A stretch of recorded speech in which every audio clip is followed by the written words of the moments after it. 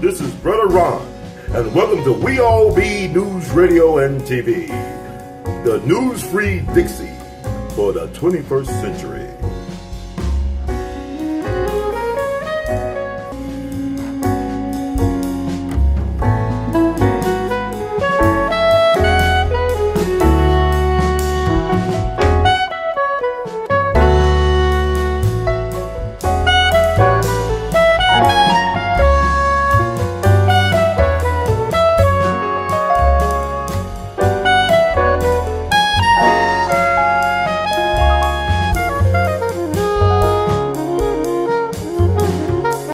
You been working with the radio station? Oh, let me shut up there. Yeah, you fine. Yeah, we can kick it. I've been working here since July of last year.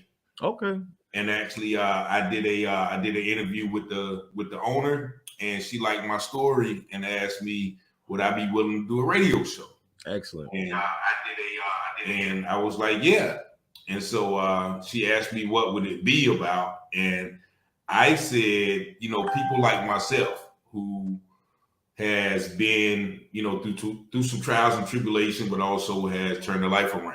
Mm-hmm. So that's what I did, and it's been working out prime. And I've been getting a lot of good feedback. I got some listeners every week that reach out and comment on the show, and so now we're here.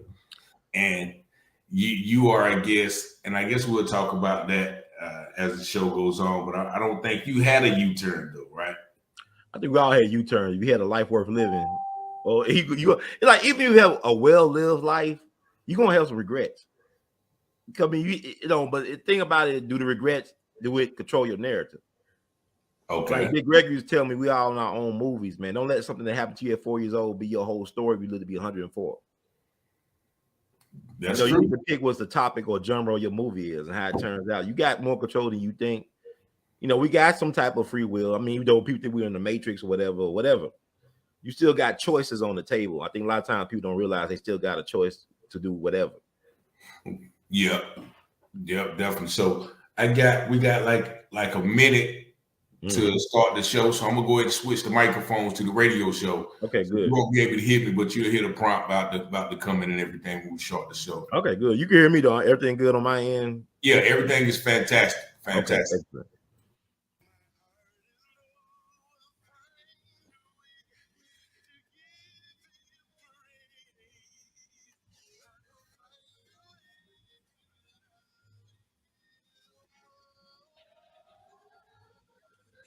ISLP 1069, Winterville, Attn, Grifton, Southside, Greenville, North Carolina.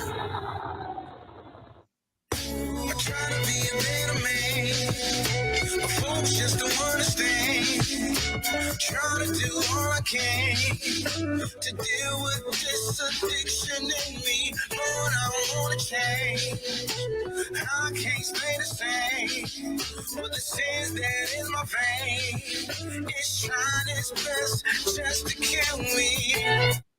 Good evening, ladies and gentlemen. Thank you for tuning in. We are once again live here at the U-Turn Radio Show.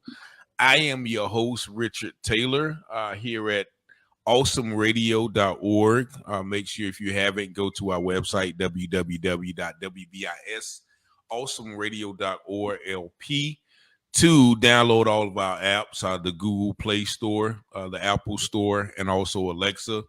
And also feel free to check us out on Roku TV. We do have a Roku TV channel, so make sure you go there as well, GPAT TV locally. And also, this is an interactive show. So we feel free to call in at 252-756-2008. I am so honored and elated to have a very special guest. He's humble, so, all of these accolades probably, make someone comfortable.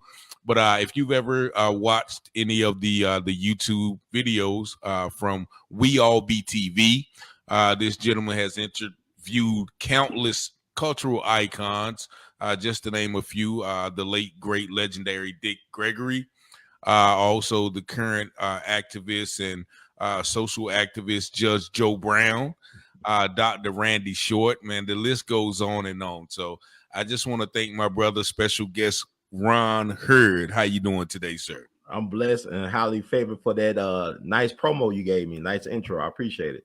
Yeah, and a lot of people, like I said, I told him when I reached out to him, man, that I used to listen to his videos on a nightly basis, man, because of the information, but also because of the state of our people. And he has a heart for, and when I say our people, no offense to anybody else, but black people, and the situation that, a lot of situations that affect us as a community.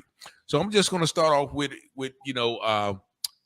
giving a little background by Mr. Ron Hood. Where you from? Memphis, right? Yeah, Memphis, known as the city of good abode. That's our official moniker, supposedly.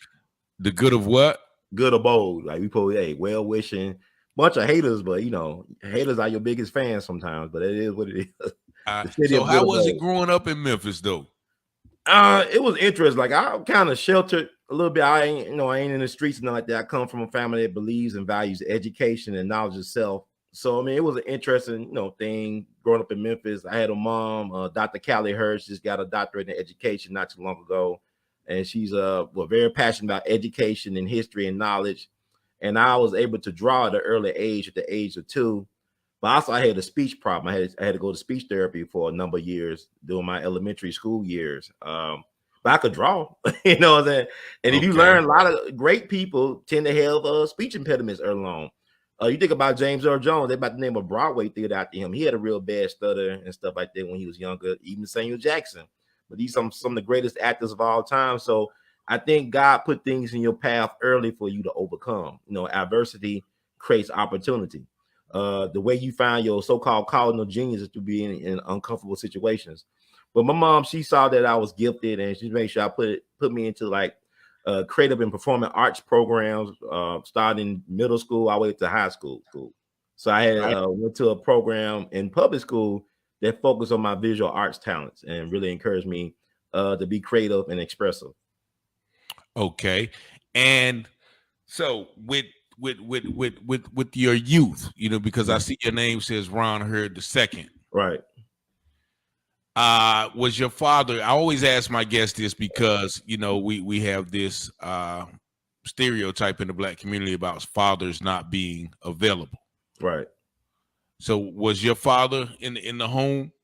He was in the home, but this is an intro. I'm gonna tell a story. I think sometimes is a fact is stranger than fiction. Like it's better than a Hollywood movie. We tell the truth about our experiences and where we come from, our origin story. Like every superhero got an origin story, right? But my father's from Michigan, from Saginaw, Michigan. He met my mom in college. Like my mom was from Memphis and he was from Saginaw, Michigan. They met in college at the University of Tennessee at Knoxville.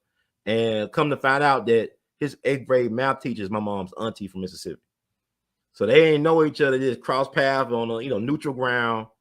They fell in love, they got married, they conceived me on their honeymoon, whatever, wedding day, and I came out, but unfortunately, they got a divorce when I was 2 years old.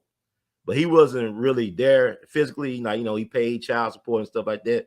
But he really wasn't active. He ended up adopting some other man's kids, and he's working on his 3rd marriage right now. But I wish him all the best. I don't hold no ill will, but it's just what's interesting about him. Like I tell you about my family background, I got unique bloodlines and stuff.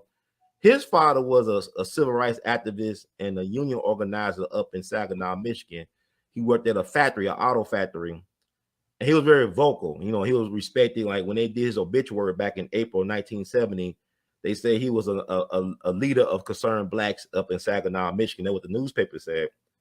Allegedly, he was targeted. He actually got a call. Somebody called his house when they was having dinner. My father lost his father when he was 13, and a lady on the phone told my my his eldest sibling, my Aunt Stephanie, who passed away about a couple years back.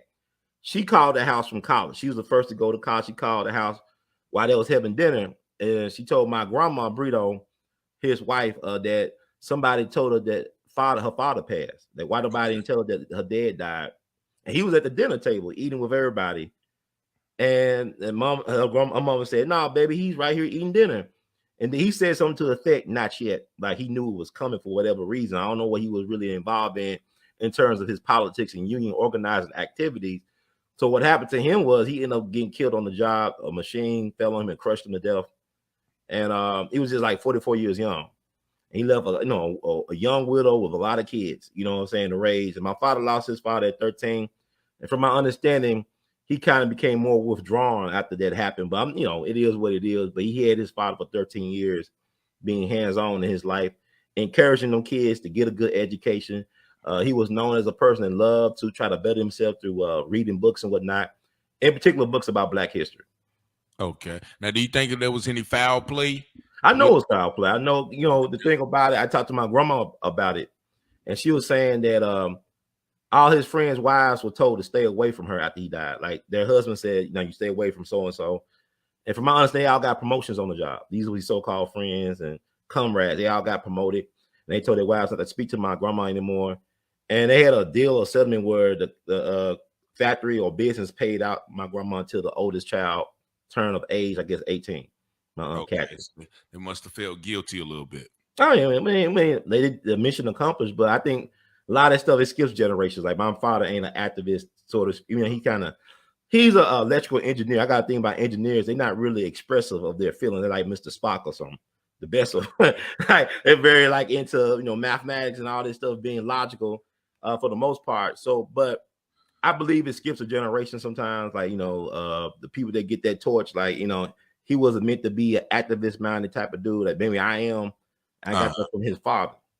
So when did you realize the call to activism, or what was like the defining moment that caused you to, do what you do now? That's a great question. I guess it was always a point of evolution involving. It's very organic because, like I said, my mom really was about teaching folks value of education, community service, and knowledge of self. I was volunteering when I was in elementary, junior high. I was like one of the first people to volunteer as a tour guide at the National Civil Rights Museum when it first opened. We were real good friends with Judge D. Army Bailey, the co-founder of the National Civil Rights Museum. So my mom would take me with her along on the weekends as a tour guide while I watch her and I read all this stuff and become like an expert, so to speak, on things. So when folks come in, I tell them a little bit more about the exhibits and the stuff behind it. And that was in Memphis? That was in Memphis, yeah, National Civil Rights Museum, where they killed Dr. King, Lorraine Motel, and they turned it into a museum. And I guess it was like really what the We All Be thing was like April 2006. I had caught a charter bus from a church sponsor, a charter bus, to go down to New Orleans to protest the early voting on April Fool's Day 2006. It's like the year before was Hurricane FEMA, Katrina, whatever you want to call it. Okay. And so they moved all these Black folks out of New Orleans. A lot of them never been outside New Orleans. They up in Oregon and Utah and stuff like that. Places they never been, let alone outside of Louisiana. So Al Sharpton and the usual suspects, they organized a protest march to protest the early voting thing. And also it was a thing when we went across the bridge. You remember like that story about the Black folks trying to escape New Orleans, trying to get into, I think, Gretna Parish, one of them parishes. And the white folks turned them around. They had guns on them. So you got to turn back around, go back to New Orleans. So we actually marched into that parish to protest early voting. Like you had your celebrities like John Legend, he performing on the bridge with a piano, I think. But the thing about it was the epiphany that hit me and said, we got to tell our stories from our perspective, man. Like a lot of stuff that's going on the ground and grassroots level is not being well known or being amplified or disseminated. So I said, that inspired me to start the We All Be blog. Now, We All Be is an acronym for World Enriching, Activating, Liberating Love, Beautification Experience. Like I was really influenced by Sun Ra, the great jazz mystic, and he said he was sitting here to teach the world how to love beautiful things and beings, particularly Black people, know our worth and knowledge of self. So I started as a blog. Then I had a chance to before I even went to New Orleans, you know what I'm saying? I went to a Black History program at the FedEx corporate headquarters. FedEx was founded in Memphis by Fred Smith. Their world corporate headquarters is on, Winchester, whatever. You wouldn't, it's on Winchester Road. Yeah. It's in Memphis. But they had a Black History program, and the keynote was Juan Williams, the guy that used to be on NPR, the talking head on Fox News and all that stuff. Conservative guy, but also well-known historian on the civil rights movement. He wrote books about the civil rights movement, and I think he also was in the Eyes on the Prize series at one point. I'm not mistaken, but I had a chance to make his acquaintance after he got through speaking. He's like he was impressed with me, and he gave me his number. And so I called him. So he offered me, like, he gave me 10 minutes of his time on the phone call. And I told him my concern about how Black folks were portrayed in the media and how, how we don't really get a chance to be the narrator of our own story. We are often marginalized or made invisible in our own story. So he encouraged me to get with like-minded individuals in my community and create some type of media platform, whether it be a newspaper, whether it be public access TV, do something with some people that can do that. He didn't tell me how to do it, but he encouraged me to go for it, take some chances. So like by the end of 2006, December 2006, my mom was an educator. She used to do a lot of stuff with her college preparation blog. They got a lot of local as well as national notoriety. So people was digging what she was doing in the community with, college preparation, panel discussions, ACT, SAT workshops, and stuff like that. Okay. So it was a woman who had a platform on a media platform known as Blog Talk Radio. It just came out in 2006. So she asked my mom to be a guest on her platform. So it was like oh, Eureka or something like Epiphany. Oh, so this is what it fell in my lap, this thing called Blog Talk Radio. Let me start doing stuff on this. So I signed up for in December, and January the 7th, 2007 was the first podcast I ever did. And my thing was I used to have these long esoteric conversations with my friends all over the country. I'm saying, man, we should record this for posterity because this could encourage and inspire other folks to think and do things. And so first it was like on Sundays, I'll have my friends, a couple friends around the country, we call in and discuss things, and they kind of fell out by the wayside. So what I started doing, I started hitting up the internet as well as MySpace to get more guests to interview. So it started on MySpace, started hitting the internet, Googling people, and it just went from there. You know what I'm saying? So I went from this interviewing my friends, started interviewing people like Dr. John Hope Franklin, a great historian. Then eventually Dr. Francis Quest Wilson, Dick Gregory, people like that. And also breaking news stories. Like I was like one of the first media platforms in the United States to interview some of the participants, the key participants in the Gen 6 movement from 2007. A lot of people forgot about the Gen 6 movement. Okay. And I'm becoming good friends with Marcus Jones, the father of Michael Bell, the only one to do time from the Gen 6. But he ended up graduating from Southern University with honors back in 2014. And unfortunately, his father died in a weird car accident down in Gina not too long after that in December 2014. In Jenna, where the event happened, do you think there was foul play in that too? Probably. I mean, it's weird because he was on his way. He was trying to he'll gathering supplies to do a cookout for homeless people in that area. He had a big heart, Marcus Jones. He was the brother that told me to connect with Dick Gregory. Actually gave me Dick Gregory's house number to connect with him. So he encouraged me to do that. And Marcus was interested because he was a strong black masculine man. Like you talk about a person, was my father involved in his son in my life? Even though he lived in Dallas at the time while all this stuff went down, he came back, he quit his job, whatever, came back to Gina to support his son. Very vocal, very masculine, very aggressive. And that's a no-no. Yeah. So they were trying to sabotage him with women, black women. And that's another, it's like, they're trying, like he spit on this lawyer that represented his son in the elevator. It's just all types of weird charges start coming up. Then Michael Basin and Al Sharpton, he was, Al Sharpton was messing with him at one point. Then he kind of got shut out. But to me, he was sincere about wanting to utilize what happened to his son as a way to liberate black people. Like it was two movements. I mean, I know I ain't gonna get all into it, but he was the cat that was really about black power and black family and justice. Like he didn't mind. Like there was a thing where you had a group of people like that wanted to fight this through the legal system, like to set a precedent like Brown v. Board. Then other folks that was after the bag and for other selfish reasons. He wasn't a selfish person like that, but I do feel like it was something strange about him dying the way he died because he was in the back of his friend's truck on the highway, and all of a sudden he fell out some way. His friends lost him. When he got to his destination, he wasn't back there, so he went back on the highway. They found out he got ran over several times.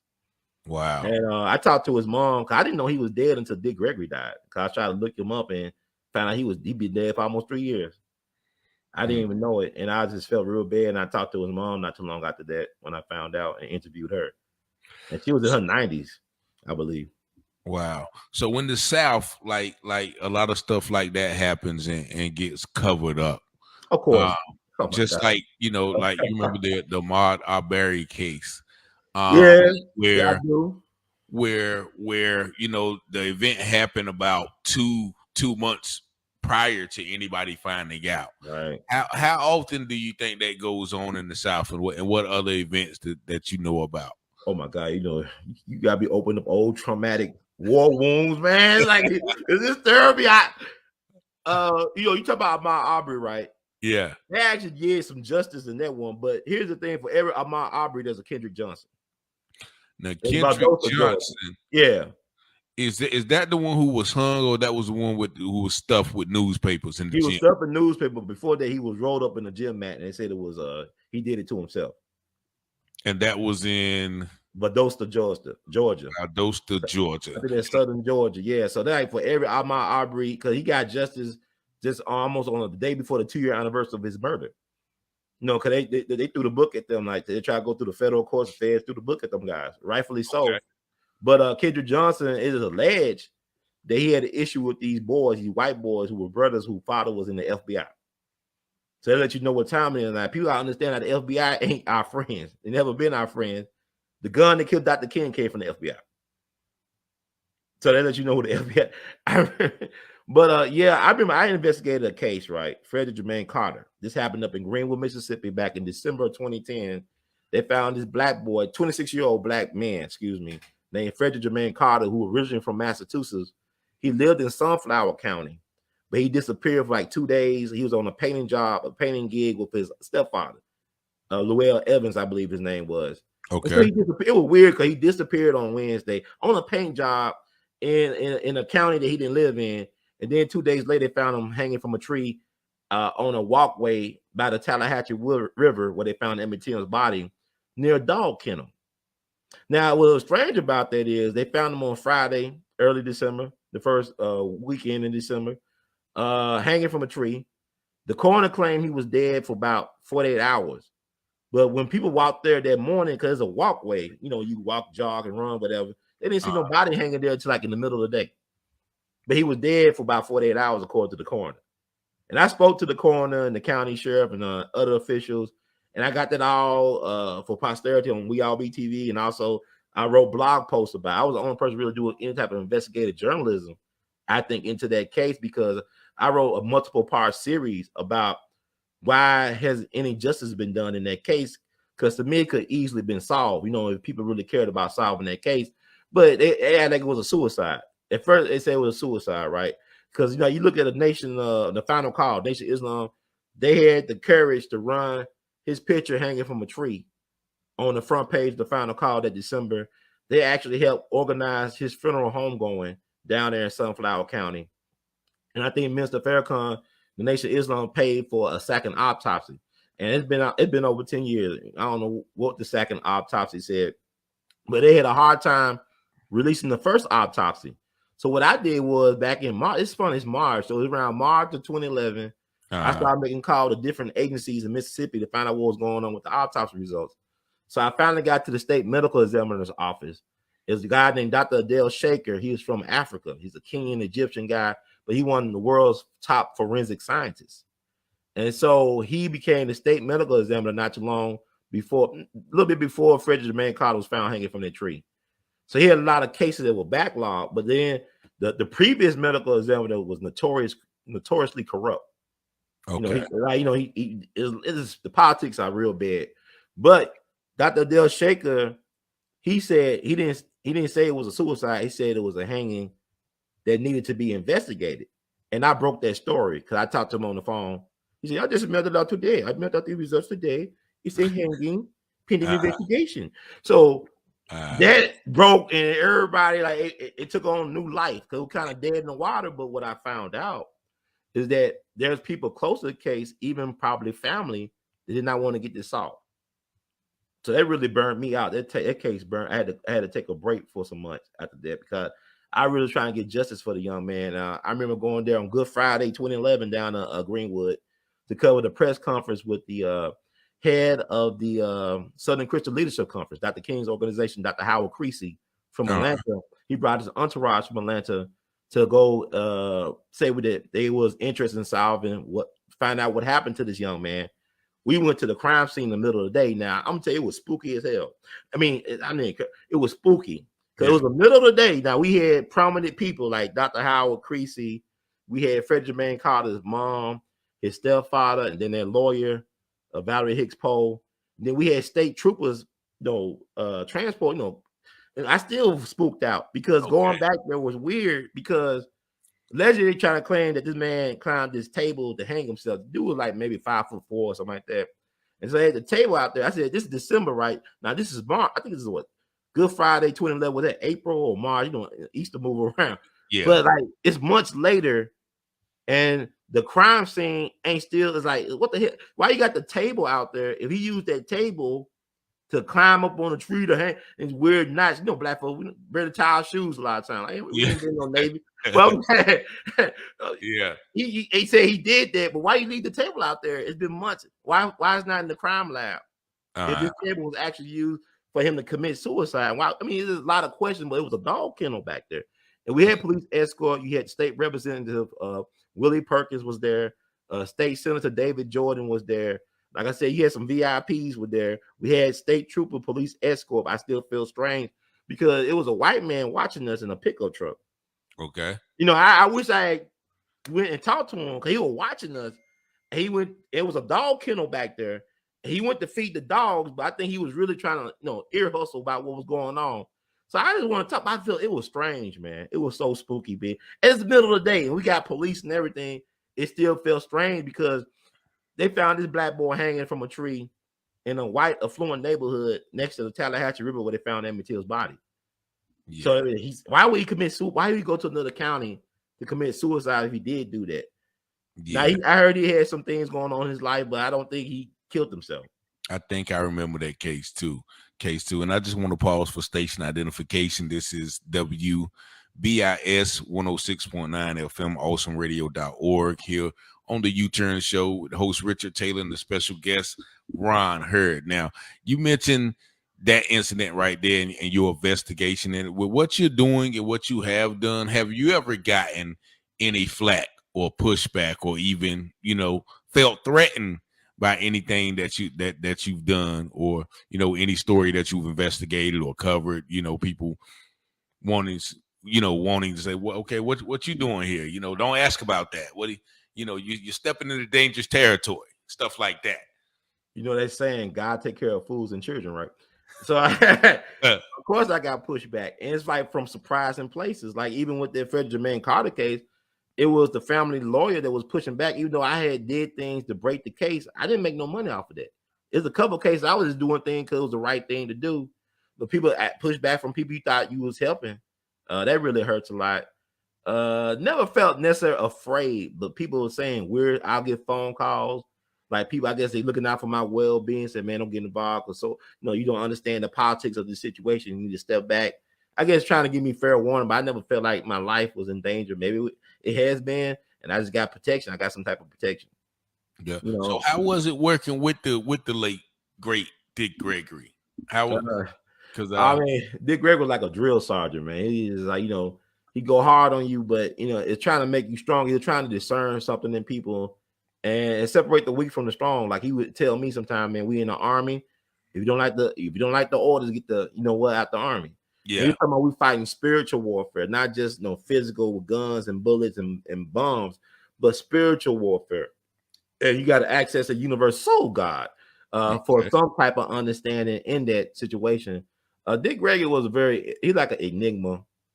I mean, Dick was like really like a puzzle. If you look at his life, like it's a good documentary that was done that came out on Showtime this past summer about Dick Gregory. People should watch that. And I don't really tell the whole story about Dick Gregory. Dick Gregory is like Forrest Gump with a brain. Okay. Like everything he did was intentional and then it went beyond his wildest dreams. Like he led so many different lives in one lifetime. Like he was like for example, he helped Muhammad Ali train, one of the greatest heavyweights, if not the greatest heavyweight of all. He helped them train as well as Riddick Bowe train to become heavyweight champions. I mean, he helped detox John Lennon and Yoko Ono. He got John Lennon off of drugs. Wow. And John Lennon, I'm gonna tell you, John Lennon invited Dick Gregory to be his spiritual guru, so to speak. He invited him to his mansion. He had a cave mansion in Europe, a cave mansion, right? And Dick went there, and he detoxed John Lennon and Yoko Ono. And John Lennon was telling Dick Gregory about how they weaponized the music. He said the reason why the Beatles came to America was to get young people hooked on drugs. And you listen to their songs like Lucy in the Sky with Diamonds is about LSD. Hey Jude is about heroin. But it was brought right after the Kennedy assassination, JFK assassination, to come to hook the people on drugs, because after the assassination, people started asking too many questions. It became too inquisitive. So to get people's minds out there, they got them on them drugs. Then he was killed. You know what I'm saying? John Lennon was killed, but Yoko Ono told Dick Gregory that after Dick intervened with John Lennon's drug problem, he never went back on drugs. He had a clear mind and conscience. And he actually Dick gave him a prayer book that led to his song called was that Imagine? Mm-hmm. He also talked about his work with Michael Jackson.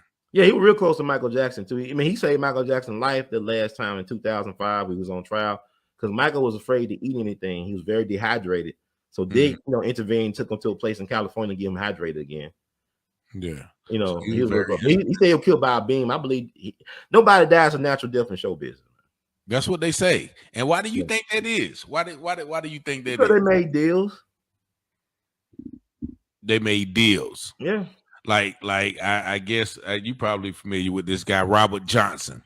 Yeah, I'm not that far. The clock's there at the crossroads, 64. Okay. I mean, so 49 and 61, I think. So do people actually make deals with the devil, as they said that he did? Like they said, I think he went out and he was a terrible player, but then he went on this trip and then he came back and he just, he was the greatest musician ever. That's a good question. With Robert Johnson, he's like Dick Gregory almost. I mean, he's an enigma to me because it's not that much known about him, but there is some stuff known about him. Like, for example, his stepsister just wrote a book about him that was published not too long ago with a guy named Preston Lauterbach, a music journalist. And she's about almost 100 years old, but she is very, her mind is sharp. I don't know if she's still around, but she wrote that book about his family side. But with Robert Johnson's interest because he got good because he got a great master teacher to teach him. This guy named Ike Zinnerman. He went for a year to study with him. And Ike Zinnerman was known for playing in the graveyards at night. So there's even more spooky stuff to it.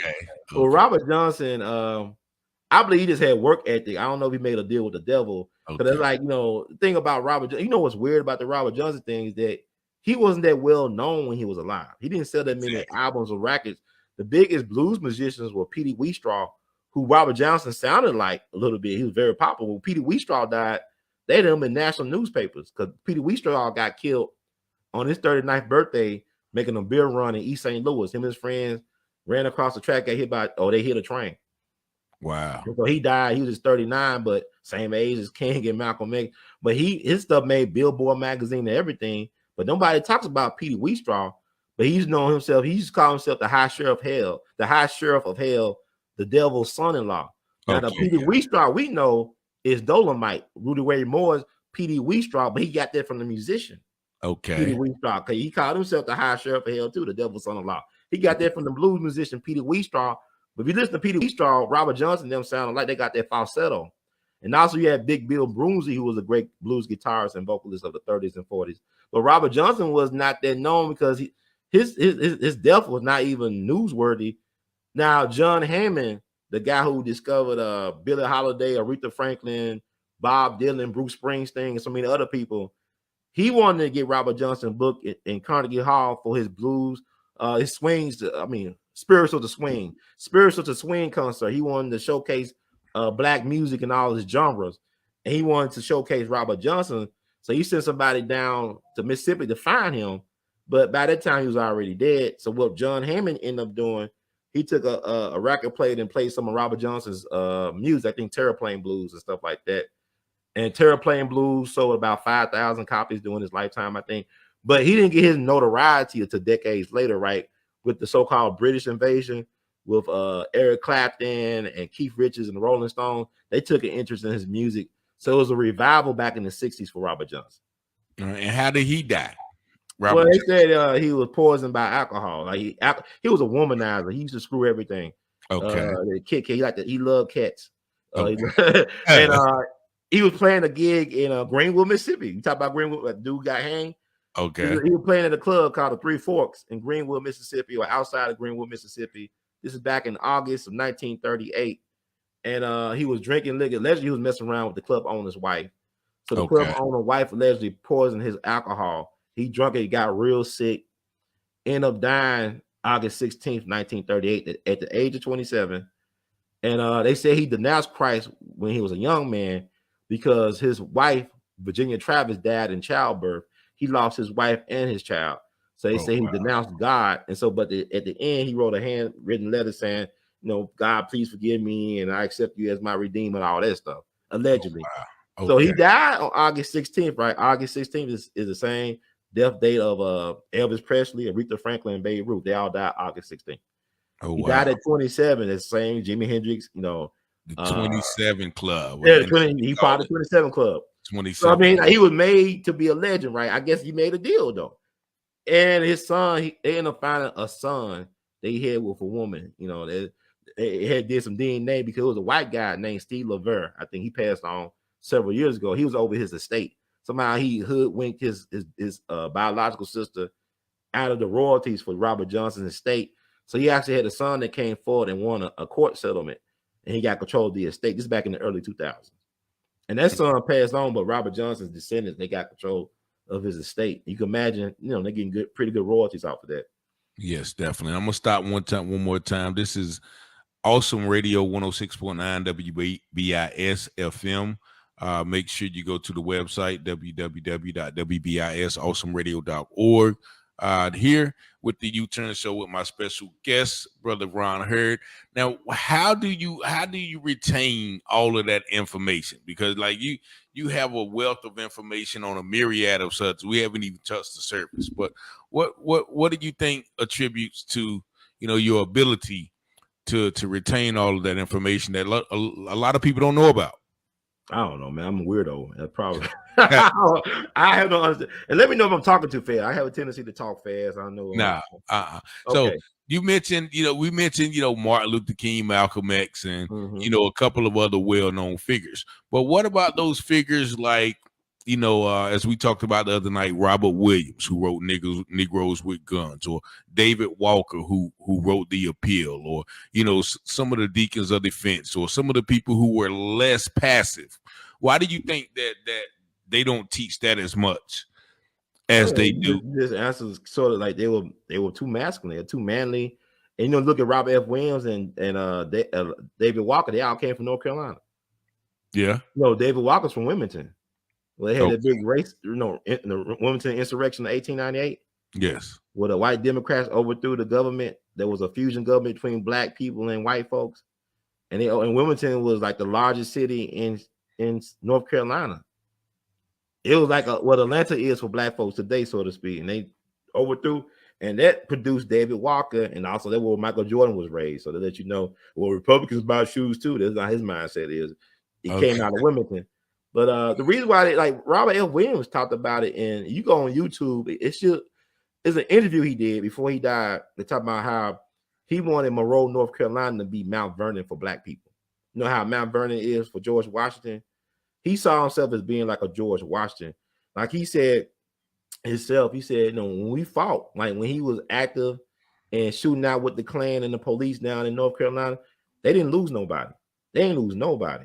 They got into all types of shootouts. They got into many shootouts at their houses that the insurance company wouldn't even insure their cars or homes, because they're getting shot up all the time. But they didn't lose anybody, but they took stands. But he also said that the reason why they don't talk about him because he outlived King and Malcolm. These were his friends. They all died at 39. He died in his 70s. Allegedly of leukemia. He also had to flee the country for a while, though, right? Yeah, he had to flee the country. Matter of fact, my cousin Julian Mayfield, who's from South Carolina but raised in D.C., they used his car to get away, to get out of the country, because they was on the FBI most wanted list because they called themselves trying to save a white couple who was in the middle of a race riot in the black neighborhood. They kept them in their homes, and I don't know, they kept them in gunpoint, but they kept them there, probably saved their lives. But the government said y'all kidnapped these white folks, and we're gonna put y'all as fugitives on the run. So they made the FBI most wanted list. But my cousin Julian Mayfield worked with Robert F. Williams. They met in Cuba before they knew Che Guevara and Fidel Castro, and my cousin would secure guns for Robert F. Williams from New York. I believe he was getting guns from Bumpy Johnson, the gangster. So I got a dissertation. His son sent me a dissertation that a guy wrote about his father. And so I have yet to read it. But my cousin is an interesting guy because he was an actor too. He starred in this movie that was kind of like Judas and the Black Messiah back in 1968. They starred him and Ruby Dee, and also the brother who passed away, who played, Goldie. The Goldie. The Mac. The Mac, yeah, the guy who played leading the Mac. He was in that movie. He was like a Fred Hampton character in that movie. It's kind of like art imitating life. It was life entertainment, imitating art. But my cousin was involved in helping them get out the country, drove them to Canada. They ended up going, to Cuba, whatever. And Robert F. Williams is the reason why the United States have a relationship with China. Because after he left Cuba, and before he left Cuba, he did a thing called Radio Free Dixie. He started a radio program. That's where I got News Free Dixie from Robert F. Williams. Okay. But he started a radio program in Cuba.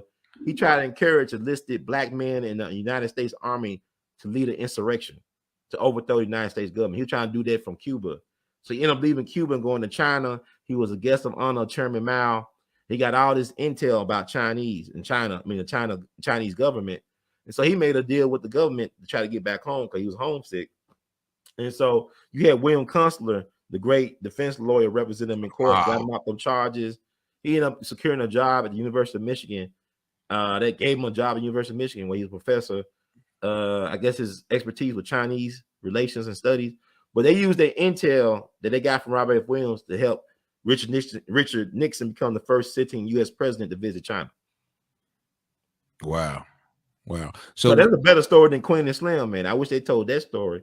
Him and his wife were shooting it out and everything. Mabel Williams. So with people like this, like Robert Williams and people who did so much, with everything that's going on now as far as civil rights goes, with everything we see about police brutality, racism, economic discrimination, all of those things, where are the people like Robert Williams now? Or why is there a lack of? I mean, because it's a fear of a black man, especially a black man that knows knowledge of self and got a plan and a plan of action. There's a fear of black masculinity. Like, why is it that James Baldwin lived to be 60-something, Malcolm, Mega, and Dr. King, his friends, died before they were 40? It's kind of like you go back to Good Times. They ain't want no black father on Good Times. They fought for that. I actually interviewed Eric Muncie, who was the mastermind really behind Good Times. He wrote the screenplay for Cooley High, which is based on his story. He's from Cabrini Green Projects in Chicago. Okay. He hitchhiked to L.A. and they destroyed him. Norman Lear and them destroyed Eric Muncie. He's still around, but he went to Eric Muncie. Was he a black man? He's a black man. He's from Chicago, from the projects Cabrini Green Projects in Chicago, I believe. Yeah. Cooley High is based on his life story. He wrote the screenplay for Cooley High.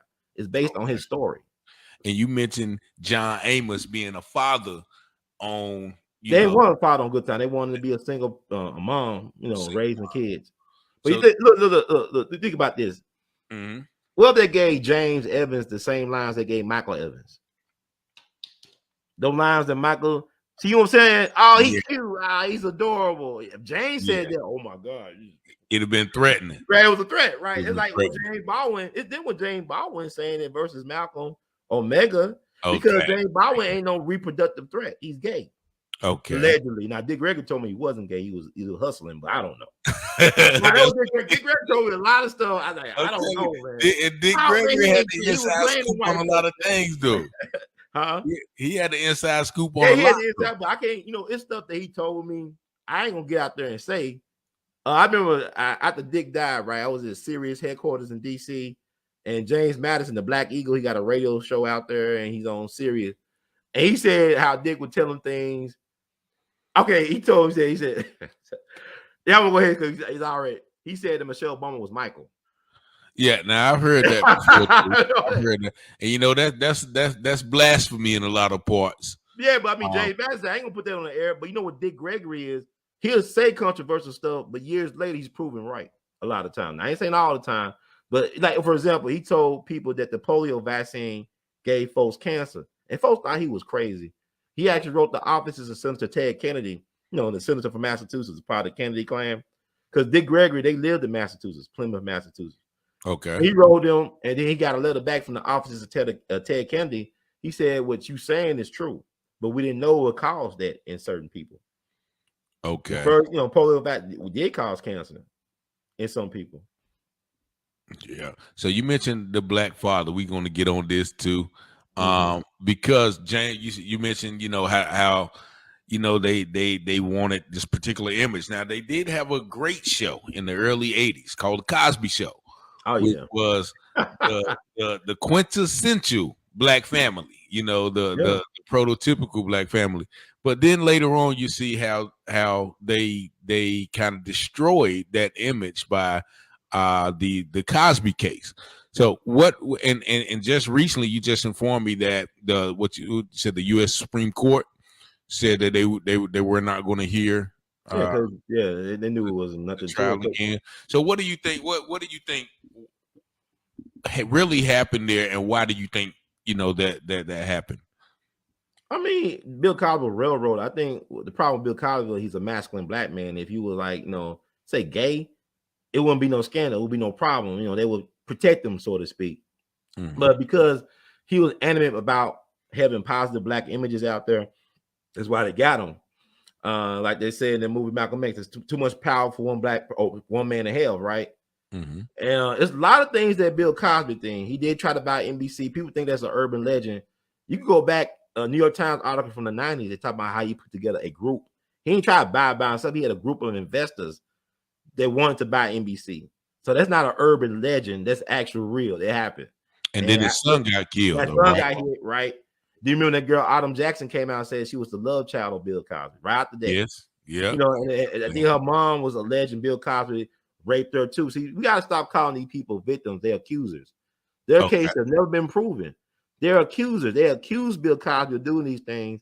He didn't go to jail for rape. He went to jail for other stuff. It wasn't rape. It's like with Tupac. He didn't go to jail for rape.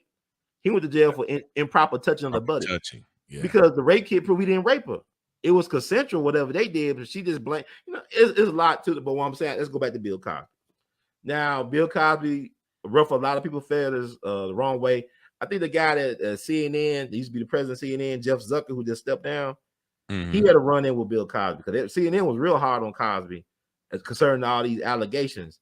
And with Bill Cosby, you got to remember back in 2014, right? Bill Cosby had a deal with Netflix. He about to do a big time comedy tour. He had a TV show in the works. He had a lot of things going for him. But what happened was him and his wife, Dr. Camille Cosby, were very adamant against a gas company building a pipeline through their property. And they got together with other environmentalists and activists to protest. His wife wrote an op-ed back in March of 2014 that said that they stood in solidarity with the folks who were trying to protect the land. They're land conservationists, right? Cosby's own thousands and thousands of acres of land on the East Coast. They own a lot of land. So, by the end of the year, guess what? All these allegations start coming up. You had some nobody one time in coming named Hannibal Buress going viral. And Hannibal Buress never been. He been funny looking, never been funny. So how did Hannibal Buress did not bring down Cosby? The powers that be used him as a Trojan horse to bring down Cosby. This was not about women.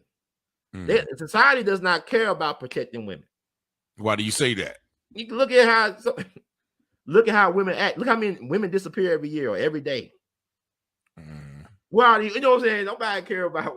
I'm not saying that you should care. We should, because the value, worth of a nation is by how they treat their women. Yes, definitely. What they man accomplished and how you treat the women, because they the first teachers of the child. But look at how it's chaos among us. Yeah. So why do we? And I just like you said. Now, it just came to my mind, like the value of a nation of how they treat their women. Like I see how we treat women, like whether it's in the media, the videos, entertainment, stereotyping.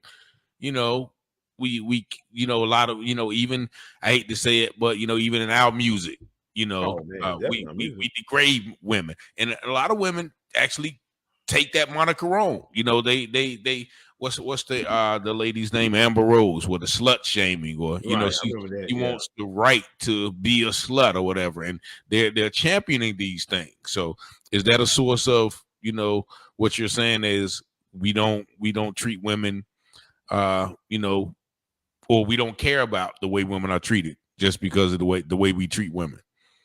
I mean, a lot to that. You know what I'm saying? Like a lot of women like, you know, I have met women that said if a man don't hit them or try to start a fight with him, he don't love them. I've heard that same These thing. women are not like, you know, they're not necessarily we call ratchet. These some educated women. They came from, I think, seemingly good homes. But you never can tell by people's appearances what they've been through, you know, a lot of times, traumas and stuff and learned behaviors. That's why I say I'm a weirdo, but everybody's weird to me. It's on the spectrum like autism. You know, it's like it's different levels of weirdos and being weird because there's no normalcy because everybody normal is really dysfunctional. Exactly, and it's a big thing about mental health right now, right? Oh, man, and I've heard somebody say that there's no way to be healthy in a sick society. No, do you agree or disagree? I definitely agree. Everybody's sick. You know what I'm saying? Like that is the suicide rates, man. I mean, I know about the celebrities like Regina King's son and other people killing themselves. Even one of Dick Gregory grandsons killed himself not too long ago. Committed suicide. He was a young man. He was like a teenager. I don't know what they're putting out here in our water, in our air. It's something that's going on. Like I said, it's spiritual warfare. Because folks are giving in, giving up, and giving out. It's like we're doing it too easy. So, and you mentioned about like even, you know, I know Dick Gregory talked a lot about, you know, the chemtrails and the, you know, the HAARP and things like that. So do you actually think those things are happening? And why don't people believe that? You know, from all the history that we've seen with this government, why are people so hesitant to think, okay, that, you know, the people who we trust can really be doing things to our detriment?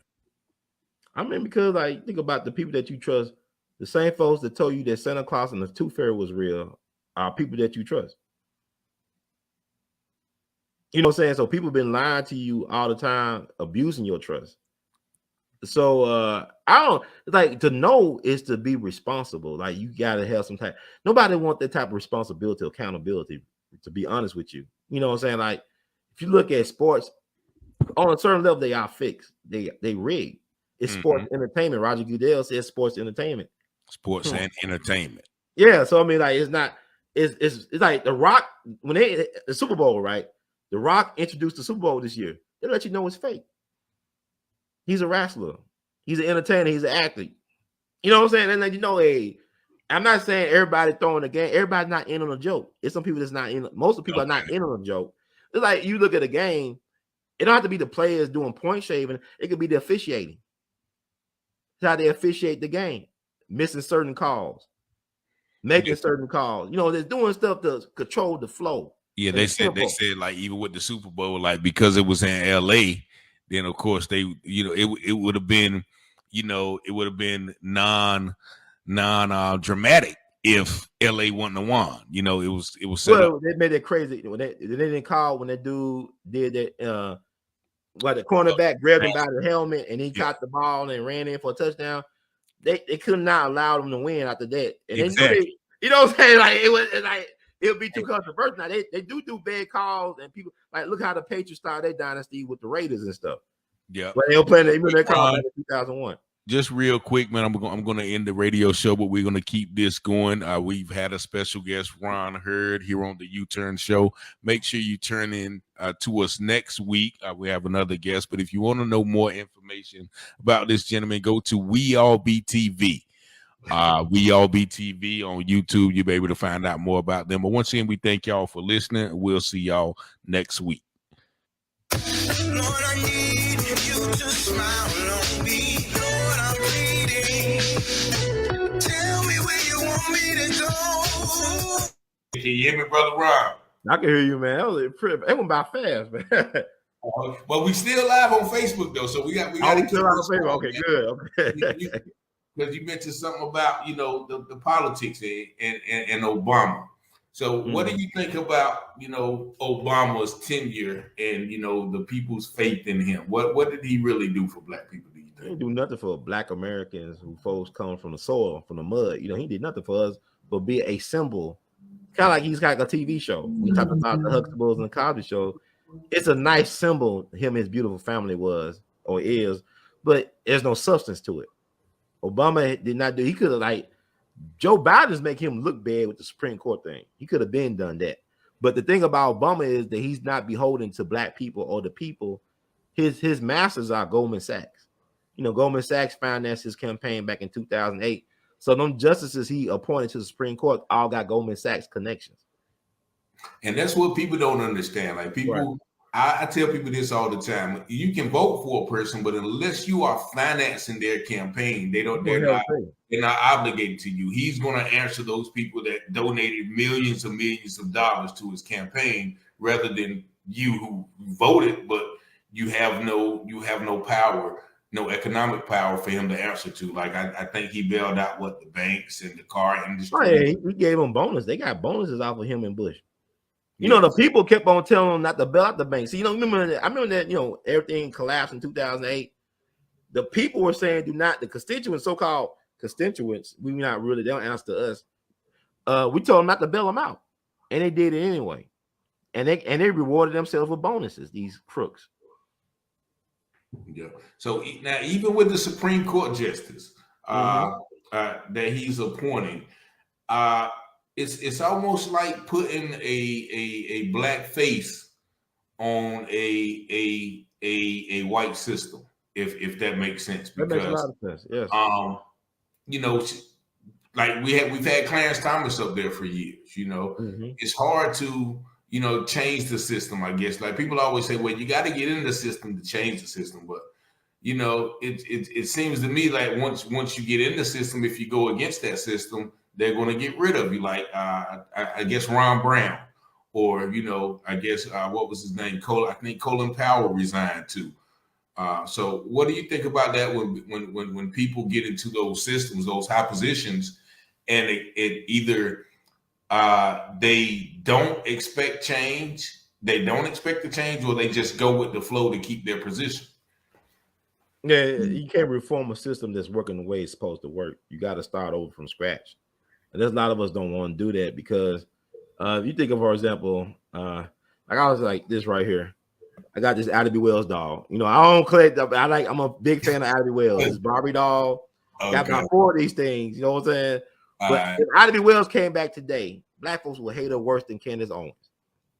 And she for black people. And Attn Wells loved black folks. She loved black masculine men. But if she came back today, black folks today would have a problem with Attn Wells because she tried to hold us accountable. Not only hold these devils in the system accountable, but she tried to hold black folks accountable and be held some responsibility for self-determination and free will. We don't like that accountability. A lot of us don't. It's like Malcolm. We don't like what Malcolm had to say a lot of times. It was tough love. And but the thing about it is we love white folks more than we hate ourselves. Wow. We love white folks more than we hate ourselves. So break that down a little bit. Like, think about it. Like a problem. White folks told us that something was wrong with them. Whites only, stay away. We're trying to help you out. Whites only, keep away from. We crazy. We want to be with you. I don't want to be with you. All this crap. It's like Stockholm syndrome. A lot of our problem is that we won't be around white folks at all costs. I didn't say hate white people. I'm saying when you classify white, it's like when black folks think that black folks can be racist. I can't be racist. I could be hateful. And racism don't have nothing to do with hate. It's about power. Explain that. What is racism to the layman? That people racism is a system that favors a certain group of people for whatever reason. It could be because they purple, because they white, they blue, they rich, or whatever. It's whatever system that favors a certain group of people that give them leverage and access that denies the majority of the people. That leverage and whoever's in power, they get to make the rules. They get to sign out checks, right? Shaq is rich, but Steve Ballmer is wealthy. Yeah, and what do you think about that that entertainment as well? Because there was a situation with a black head coach that Brian Flores got fired or whatever. So what do you think about that? And I know Dr. Eric Michael Dyson wrote a book one time called $40 Million Slaves. So what do you think about the sports industry and how it affects us? Is it a good thing or a bad thing? I don't know. I mean, like, why is it fun for people to destroy their bodies for people's entertainment? Why is it okay for people to destroy them? And like, why do people concern how much money Dak Prescott made? They ain't paying him enough money to destroy his body. But then you got people on the other end of the spectrum say, hey, with that $100 million, he can create generational wealth. He can provide for his family. He can make generational changes, even changes in the community. I mean, if you can't remember you played in the Super Bowl when you 40, I don't know what type of change you can make. You know, you can't walk up no stairs without no knees. I know a guy named Dr. Curtis McClinton. He played in the first Super Bowl for the Kansas City Chiefs. He won the first Super Bowl with the Kansas City Chiefs. He scored the first touchdown for the American Football Conference in the Super Bowl one. And he's a brilliant man, a scholar, opera singer, all that stuff. Politician, worked with Jim Brown for economic empowerment. But when I went to his man cave, he had to slide down the steps because his knees were all messed up. He had no cartilage really in his knees. So he couldn't even walk down and he slide down the steps. And I had a close friend who played, you know, about 10 seasons in the NFL. And I used to see him after the games, you know, when we were about to leave, he would try to get up out of bed. Sometimes I had to hold the wall. He had like ice packs on his knees and stuff. I had to go get treatment. So that's something, but also it's also affecting our children, because I think everybody who comes up, what they do, they watch football or basketball. Everybody want to be the next LeBron James, and parents, you know, push these kids to athletics, knowing there's only like 0.00000 chance that you're going to make it to a professional level. And when that doesn't happen, the kid gets let down. They, you know, because most high school stars won't go to college or won't go to the league, but they've been getting all this praise. And then when it doesn't happen, that sends them into a downward spiral. But also the conversation of grown men. You know, I hear grown men talking about sports day in and day out. Oh, who's this? Who's the best this? What about the yours? All of that energy and time and effort, remembering all these stats and, you know, analyzing who, you know, what LA should do with Westbrook, could be used to better the environment around us. You know, why use all of that energy into something that, once again, doesn't matter? It's just entertainment. I mean, because we're in a state of arrested development. Black men are not allowed to reach their prime mentally and spiritually, let alone physically, a lot of times. Like we talked about Malcolm and Martin down at 39, or got killed at 39. Mega Evans got killed at 37. Patrice Lumumba get killed in his 30s. Black men are not allowed to mature in a system. We're treated like Peter Pan. We're not allowed to grow up. We're like man-child, really. We're not allowed to be real patriarchs of our family. We never have been allowed to be real patriarchs. But the thing about it is, you know, people talk about black woman magic and all this stuff, black girl joy or black girl magic. If it was for black men, you wouldn't have a platform to create your magic. You know, you think about some of the best fathers in the world are black men. You look at King Richard, what he did with the Williams sisters. Now, people say, well, he didn't take care of his other kids. He gave us the Williams sisters, okay? It's like Tiger Woods' dad had some other kids too, but Earl Woods gave us Tiger Woods. You know what I'm saying? Something about a black man. You look at Matthew Knowles with Beyonce. It wasn't her mama that believed in her. It was her father. He quit his executive six-figure job to create a career. The mama thought he was crazy, but look at Beyonce now. So it's the power of the black man to dictate terms. And really, we could be gods, but we play ourselves small. Because if you can run a football the way you can run, you can lift weights and do all these amazing things, jump out the building, how come you ain't running nothing but your mouth? How come the people that make the most money in what you do well ain't you? Like I look at, I remember reading something about, you know, the pandemic. Like a lot of athletes lost money during the pandemic, you know, but a lot of the owners, like in basketball, made a lot of money. Steve Ballmer, who's friends with Bill Gates, his business partner, he made billions of dollars during the pandemic. The Clippers don't win no championship, but he didn't lose no money either. So I mean, it's a weird game they play. It's a weird trick because, like, as for example, like LeBron James and Warren Buffett can walk into a restaurant. Who will people recognize more? LeBron James. Or who got the most money? Who got more money? Warren Buffett. Right, but I mean, I'd rather be him than LeBron then. Yeah.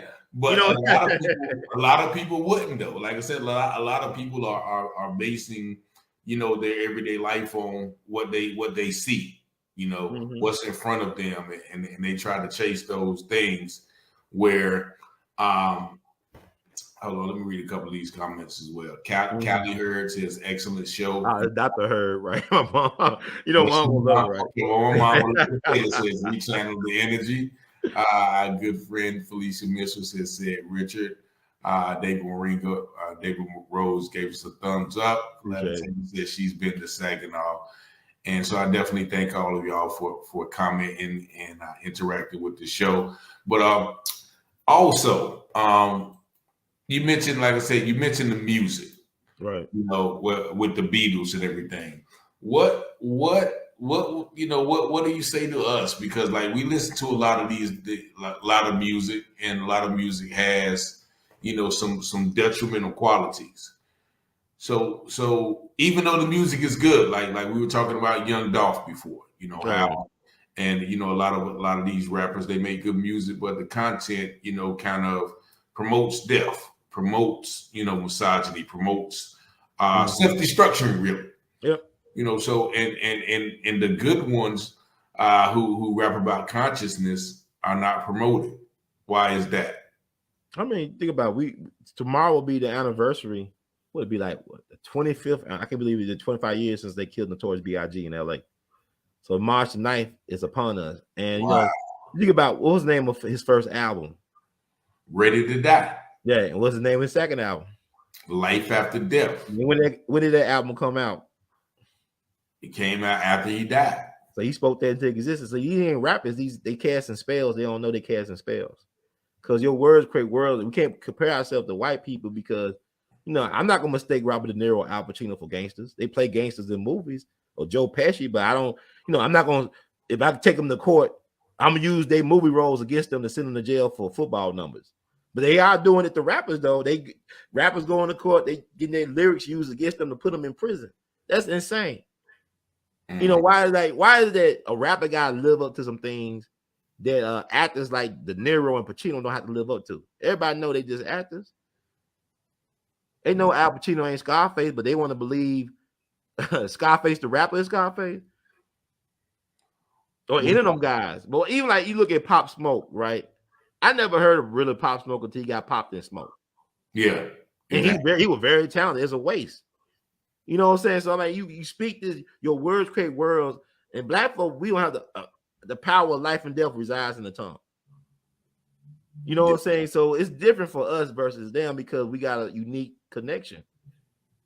We got a unique connection with the creator. Yeah, that's what I'm saying. But we don't really appreciate that though. If you are the original people, if everybody came out of you, then you supposed to set the standard. And we did set the standard, but we forgot that we knew that we knew.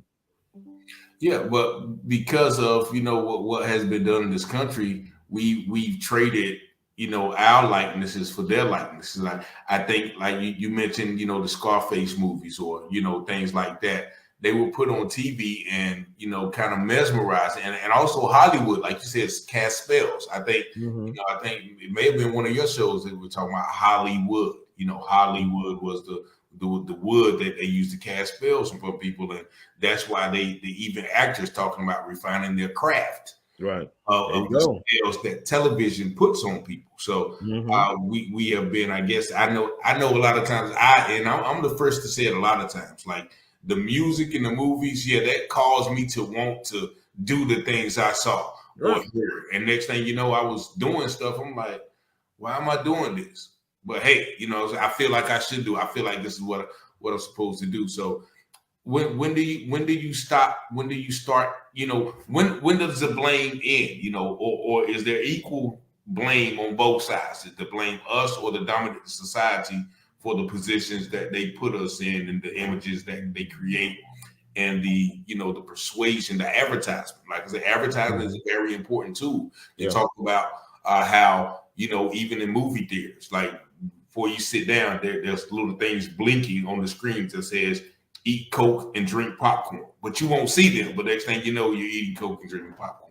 So what does the bucket of blame lie? I mean, that's a great question. I think that you just gotta understand, you know, you just gotta analyze things the best you can. I know I was reading Snoop Dogg's autobiography that came out years ago, and he remember seeing the first time seeing Scarface in the movie theater, and he said, "Man, for some of y'all think that's escapism and fantasy. For me, that was a reality. I saw that as being an option. You know, he wanted to be Scarface. It's like with you know, Melvin Van Peebles passed away last year. He did that revolutionary movie, Sweetback, Badass Song, whatever. And, you know, he had Earth, Wind, and Fire do the soundtrack. You know, they was known like they are now. And Bill Cosby helped finance that movie. And it's supposed to be about being revolutionary, being a people's hero, people's champ. And then they flipped that from Sweetback, Badass Song to Superfly. went from being want to be revolutionaries to being pimps and drug dealers, and that's by design. Catchy soundtrack, you know. My cousin's Curtis Mayfield, so he did catchy soundtrack. I mean, but you also had balance. You speak of somebody like Curtis Mayfield, they did civil rights anthems too. They did everything. You know, they're not just doing the dope. I'm your mama. I'm the pusher man. He doing all types of anthems to uplift black people and humanity. You had a balance. Marvin Gaye, you had balance. Tupac even had balance. You know what I'm saying? Look at the stuff he did. But now it's just like, well, Kanye said on Drink Champs, how they, you know, putting certain things in like the 808s, the beats, the vibrations, and the chakras and stuff. Music does influence your behavior. People act like it doesn't. Does. Yes. And so you came up in the what they Memphis is what called Music City, right? Well, that's Nashville, but Nashville. They're more. I think there's more recorded songs about Memphis and Memphis related stuff than any place in America, in American music history. You got more songs about Memphis stuff than you do about New York or Chicago, L.A. Memphis is a very powerful place. It's an epicenter for culture and all types of commerce and stuff. We're in the middle of the country, so everything comes through here. Like I said, FedEx is headquartered here, but also the culture. Like, you know, folks coming from Mississippi and Arkansas, making their way on to Chicago, whatever. You know, Muddy Waters, Howlin' Wolf, 3 6 Mafia, whatever. Elvis Presley. All this come through here. And but you know, it's crazy. You know, people call Memphis the land of the dead. It's some silly stuff. But you look at Memphis and Memphis, Egypt, they both was commerce. They was centers of education, religion, and economics. So the white Masons who founded Memphis knew why they named it Memphis. Mm-hmm. And let's get to you a little bit, because your first is the artivist, right? Mm-hmm. So where did that name come from? Where did that nickname? I mean, I just got that through college, I think, because I said I'm an artist and an activist. I call myself the artivist. Now I've seen other places use that, but if we ever got to go to court for trademark, I go, hey, I started doing this back in 1998. Here's the proof. Here's the newspaper article. Da da da. How long y'all been using that? You know.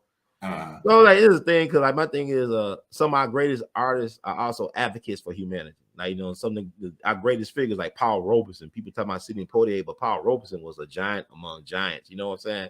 Mm-hmm. Like my cousin them learned from Paul Robeson. Him and Harry Belafonte, Sidney Poitier, they all at his feet. You know, Paul Robeson was one of the first Black All-American football players. Was a lawyer, graduated head of the class, could speak over 20 different languages fluently. Had one of the greatest singing voices of all time, and was a movie star in his own right, but he gave all that up to speak out against injustice and stand up for Black people. And they beat him down for it. Did he get exiled? He got, you know, they did a lot of things to Paul Robeson. They destroyed his career, got blackballed. They took away his passport, so he couldn't make money traveling, you know, doing his thing. They tried to poison him in Russia, and he almost committed suicide under the influence of drugs, the CIA. So after that poison attempt to try to kill him, he was never the same. It's like what Dizzy Gillespie said in his autobiography, The Great Musician. He said, you know, basically they did Dr. King and Malcolm a favor, but they really tortured Paul Robeson. Okay. Paul Robeson lived to be almost 80 years old, but they tortured that man. They tortured him. But you look at who he came out of, who his people is. You know, his daddy was a prominent minister up in Princeton, New Jersey. He also was a former slave. And his mom came from a prominent Black Philadelphia family of abolitionists and stuff. So he came from a very powerful bloodline. He had that deep history, whereas, you know, I guess he couldn't run away from it with all of his accomplishments. You know, like you said, athlete, lawyer, singer, actor. Why don't people do that today? Like we talk about Muhammad Ali. But Muhammad Ali said, "Show you what happened to Paul Robeson." You just talk about Muhammad Ali. That's hell. You know, like, you know, a lot of people that you trying to help ain't gonna understand, because they wouldn't do that. That dude's a fool for things. You know, white folks ain't that bad. They getting that check. You know how they people think they get that money. But like, I remember LeBron said he wanted to be like, he want to be like Muhammad Ali. I said, man, he don't want to be like Muhammad Ali. Be broke in your prime. No, you don't want. Muhammad Ali went through hell. You know, he took away 3 years of his prime. Mm-hmm. You know, tell him what he could accomplish, but he stood up for something out of principle, and you got to respect that. That's why he's the greatest. But you know, with Paul Robeson, you know, Malcolm X learned how to do public speaking. Listen to Paul Robeson. That's the story. Okay, you listen to him on the radio. That's how he learned how to do his public speaking. and he was an admirer of Paul Robeson too. Malcolm was, and Malcolm wasn't. He had an entertaining background. Like I said, he used to play drums, jazz drums for Billie Holiday and people like that. Oh wow. Okay. You know, when he had do his rallies up in Harlem, he had like entertainers open for him, like Max Roach and Abby Lincoln, and even Esther Roll, the lady who played the Mama in Good Times. She used to act before a Malcolm X speech in his rallies.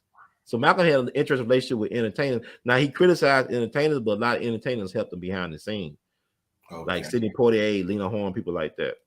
And I know you saw the movie, and Felicia Mitchell says you are both very intelligent and wise. I guess I don't know, man. Yeah, probably you are, but I'm just lucky.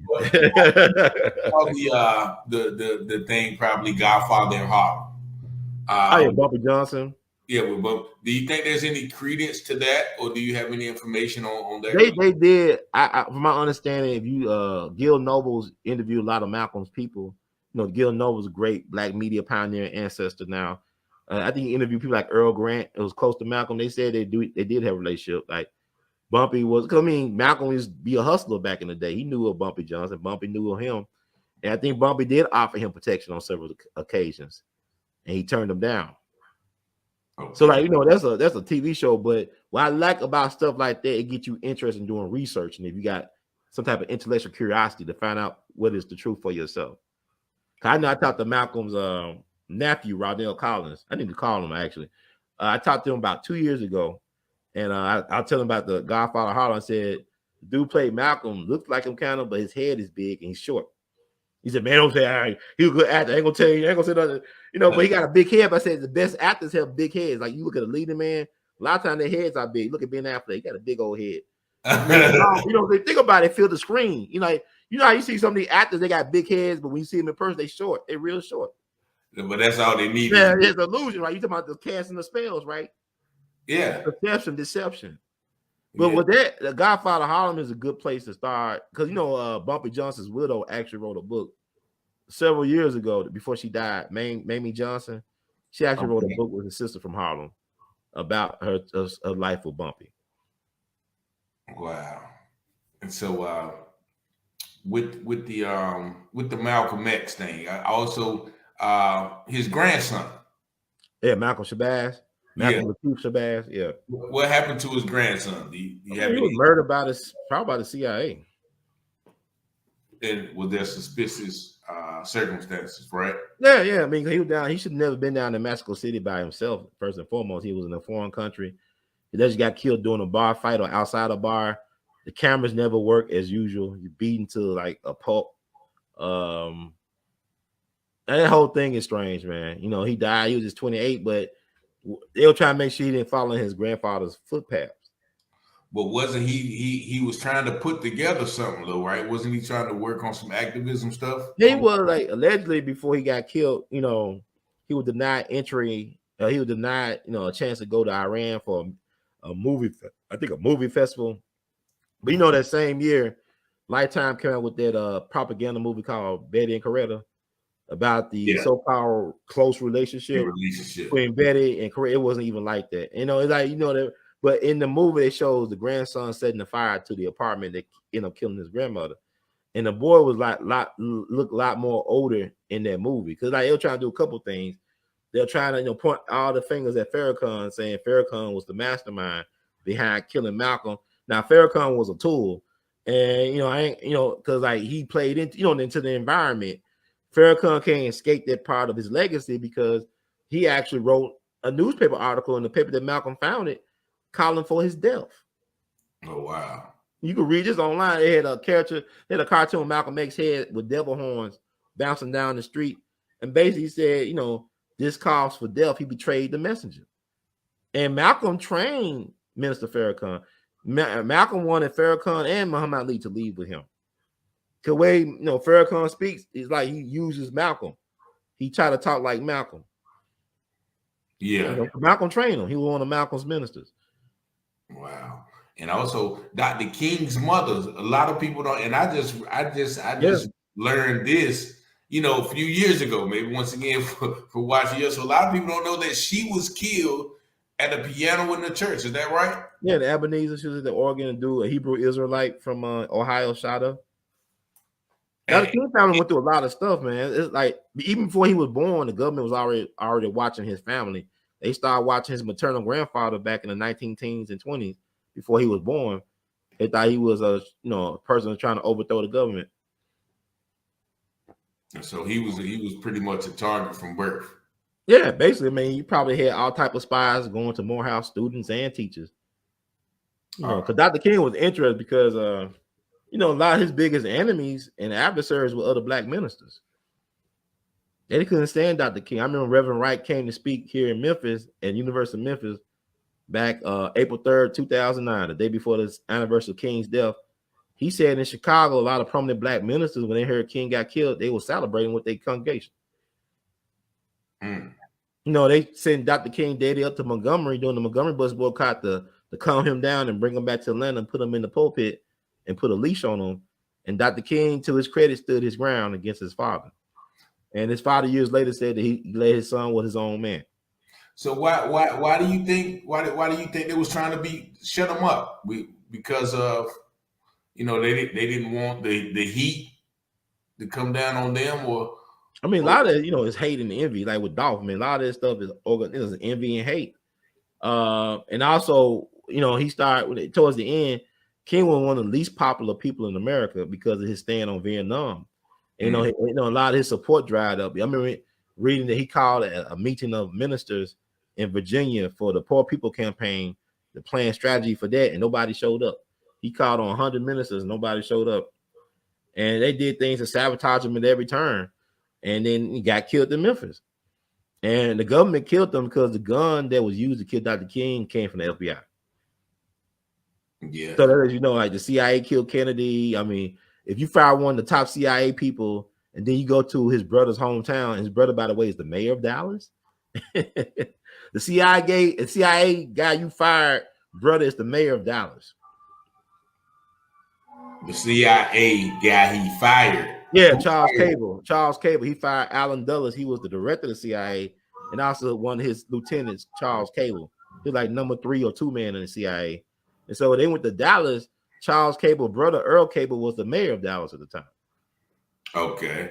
So that I mean, and the security always compromising these things. Like even with Kennedy, his Secret Service was compromised. King used to have all black police detail when he was in Memphis. When he got shot in Memphis, he had no protection. Malcolm normally would have like three dozen police up at his rallies at the Audubon. There was no police around until he got shot. So it's something about security being compromised in these type of situations. And then the crime scenes are always contaminated. Mm-hmm. And they said Malcolm was shot like from different angles too, right? They were saying, according to Dick Gregory, he said the CIA actually killed Malcolm the day checked out the Audubon a week before he was going to do his speech, and that the shots actually came from above. Yeah, The black guys were shooting blanks. They were like coming toward. So he said the shots actually came from above. Mm-hmm. And what's crazy? Like they had a black church had a dance that same night in the same space. Like they still had bullets inside the walls. The cops didn't care about Malcolm. And the only reason they had a trial was because one of his bodyguards, Reuben Francis, shot Tamal's hair in the leg that slowed him down. Because they ain't supposed to have no murder trial for Malcolm. Oh, okay. He was really supposed to get away. They're supposed to get away, yeah. Matter of fact, he's out now. It released him like maybe 10 years ago. He got a new family. He's an older gentleman, but he got a new family. He got a young family now in Brooklyn. Yeah, but the government did that. Also released something that's saying that the FBI took or the CIA took responsibility. Well, they had a thing with this guy named Ray Woods. He was undercover NYPD. They had a thing called the Bossy program. That's like the NYPD's COINTELPRO, Bureau of Special Services, and something I forgot what the initiatives or whatever. But allegedly, he wrote a death letter that was read with Ben Crump and some of Malcolm's family. I believe at what is now known as the Malcolm and Betty Shabazz Center. Used to be known as the Audubon, where they killed Malcolm. And he confessed to being a part of a conspiracy to compromise the security of Malcolm X that day, because he got some people involved, like 2 of Malcolm's lieutenants that would have protected him probably that day, were arrested for allegedly planning to blow up New York City landmarks. Now, this is the same stuff that got Tupac Mom and the Panther 21 on. And Malcolm's chief bodyguard was Gene Roberts, who was NYPD undercover, bossy. He set up Tupac's mom in the Pet 21 too. Okay, so But he was Malcolm's chief bodyguard, Eugene Roberts. Yeah, I heard of him. Of him. Yeah. So Fred Hampton, right? They did a movie about him, and this betrayal. He was also pretty much infiltrated and set up by one of his own, right? I guess. I mean, like he never brought the Kool-Aid. You know, he never brought into the program. William O'Neal, he was an FBI agent, provocateur. Okay. No, he was a car thief. He got caught up with the law, and the feds compromised him and made him a agent provocateur. He joined the Panther Party. He did gain the trust of Fred Hampton. He was part of his security team. So he's the one that gave the floor plan to the FBI, who gave it to the Chicago Police Department to raid or come do a morning raid in the wee hours on December 4th, 1969.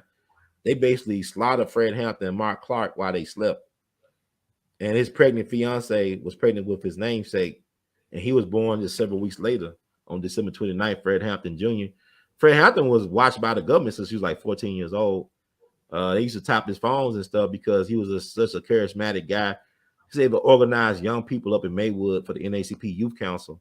And he did all types of activism. I think he had a chance to work with King when King came into Chicago for the housing movement back in '66.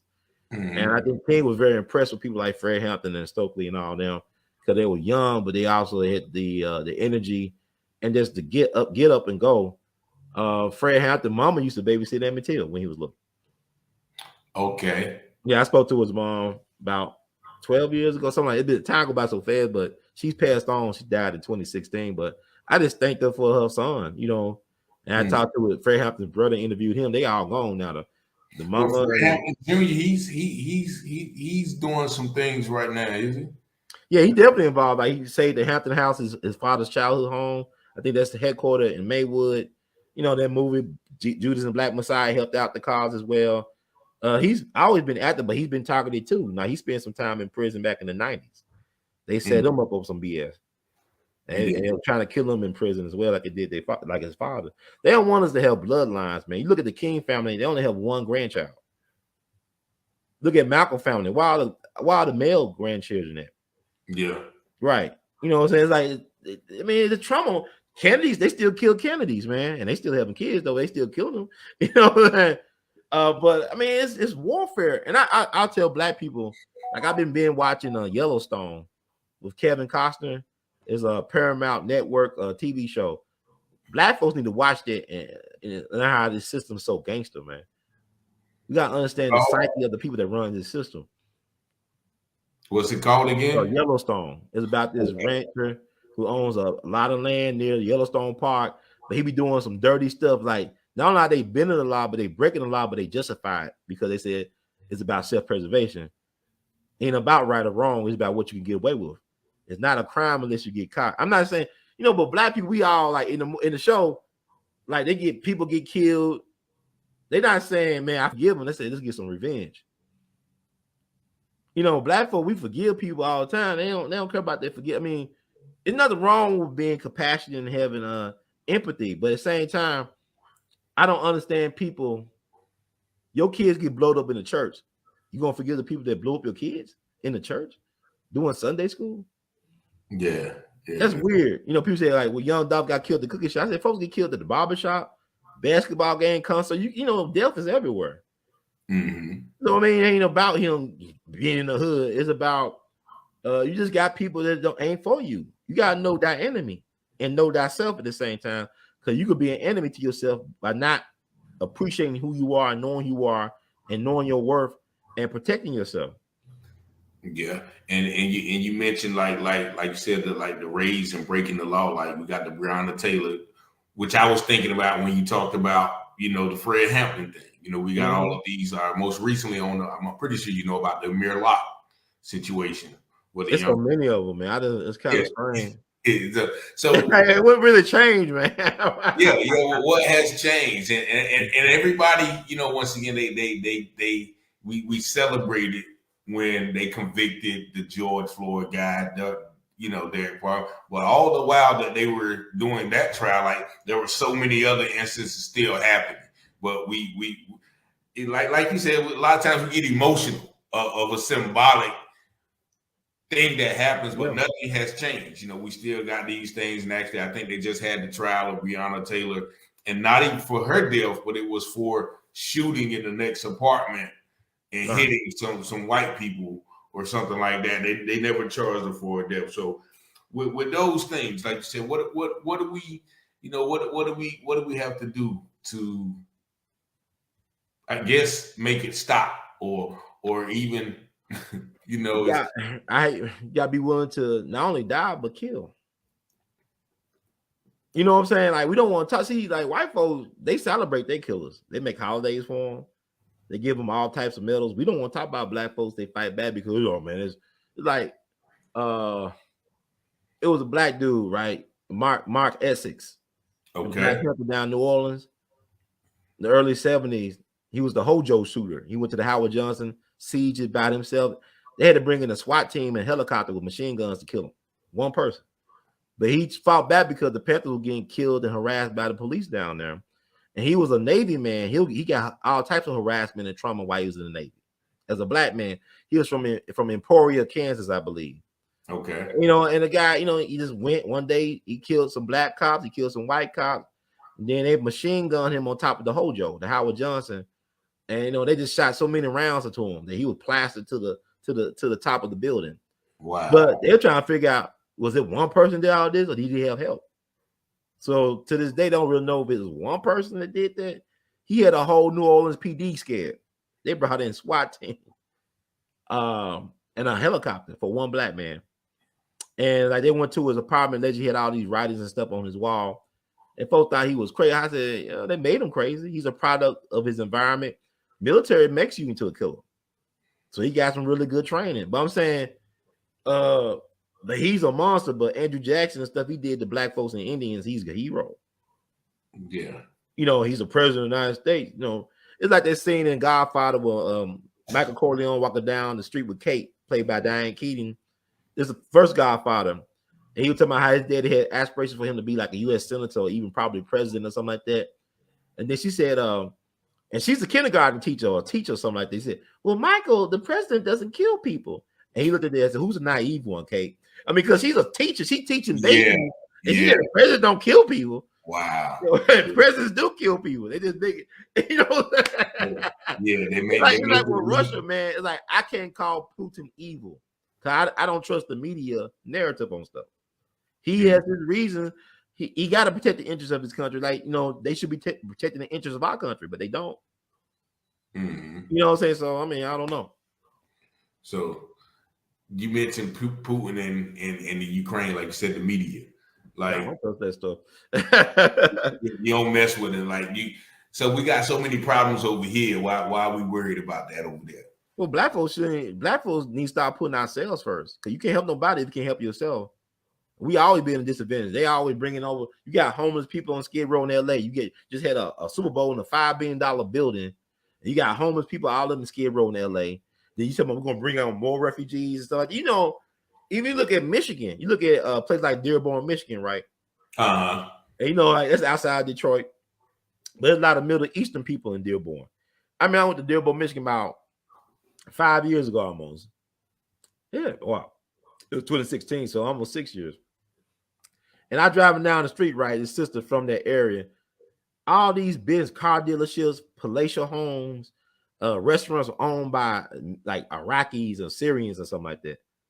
It's like, you know, I don't think a black person owned a gas station in Detroit. You know what I'm saying? But you right next to Detroit, you got all this wealth, and they just came over here in the last 20 years. 10, 20 years. And yeah, we've been here forever. We don't got nothing to show for it. We fought in every war. Look how many sacrifices we made. Look how they decimated our leadership. How they try to emasculate black men. This systemic genocide that we have faced, that we have faced for generations. What has changed? We fought in all their wars, but yet they'll raid the wrong house and kill grandma. Can't protect grandma in the neighborhood. The person that you were fighting overseas become your boss, runs your corner store. Yeah. No, it made no sense. Yeah, because you can go in any corner store in America and you'll see a Middle Easterner or But young dog can't go to a cookie shop in the hood and not get shot. Man, get out of here with it. You know what I'm saying? A.L.L or whatever, you know, they could be there. Nobody mess with them. But young dog can't go to the cookie. Why? He Yeah, just never came back. He got the damn cookie. yeah. Hold on, real quick. Hold on.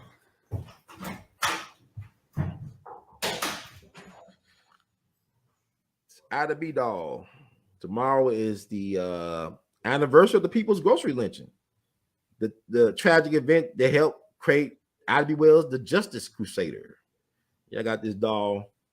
I'm a big Ida B. Wells fan. I made my Ida B. Wells wall, but phenomenal sister. She helped point the spotlight on lynching.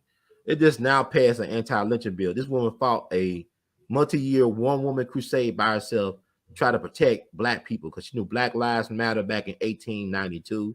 She knew Black Families Matter back in Black Families Matter back in 1892, and Black Guns Matter back in 1892. So I was talking about the People's Grocery lynch. I got this out of the You know, tomorrow is also the anniversary of People's Grocery lynching in Memphis, where they killed these successful Black grocers, Thomas Moss and his business partners, Calvin Stewart and Henry McDowell. And Thomas Moss was Ida B. Wells' best friend. She was the godmother to his daughter. And they killed him because he had a successful business in South Memphis known as the People's Grocery Store. The white man across the street was trying to compete with them, but he couldn't, you know, they were like the Whole Foods, whatever, Aldi's of their time. So when they killed Thomas Moss, they kidnapped him and his friends from a jail cell, the county jail, because they was fighting to defend their property. They had their brothers, the Black Rifles of Tennessee or whatever they came. They was shooting out with the white folks. They found out they was hitting some white undercover police officers who didn't properly identify themselves. They're acting like hoodlums. So they did the right thing, respect the law. They turned themselves in, and they was kidnapped from the jail, and they were horribly lynched up in North Memphis near the railroad tracks. And her friend Thomas Moss was begging for his life because he had a newborn on the way, a child on the way, he had a young daughter. And they said, well, you know, we ain't gonna let you go. Do you have any last words? You know, you got the white press was there too. They didn't try to intervene. The white media was there covering it. And he said that his last words were, tell my people to go west. They can't get any justice here. So Ida B. Wells reprinted his words in her Memphis Free Speech and Headlight. I mean, it was rare for a Black woman to be a journalist, let alone own her own newspaper back in the day. And 6,000 Black folks left Memphis, went west. A lot of them settled in Oklahoma in a place known as, we know as Black Wall Street. Oh, wow. Story that, that's why we got to tell our story. But yeah, I mean, they could do a better job of enlightening this, but it's Ida B. Wells. Ida B. Wells, like what do you think her most significant contribution to the movie? Basically exposing, like you talked about earlier, all the crimes that don't get talked about is hidden. She lifted the veil off of what they was doing to Black folks in the South, and she put her life on the line for this. She was a truth teller, a truth seeker, and a justice advocate. I mean, she's one of the founding members of the NAACP, for better or for worse. She created the first kindergarten for Black people up in Chicago. Like I said, she owned and ran her own newspaper. This is at a time where women was told it was better to be seen than heard. They want you to be seen rather than heard. So she amplified her voice and also advocated for Black folks. She led a one-woman crusade for years against lynching of Black people. She traveled to Ireland and Scotland and Europe, all over the place, advocating for Black people on her own. And she got ran out of Memphis and the South.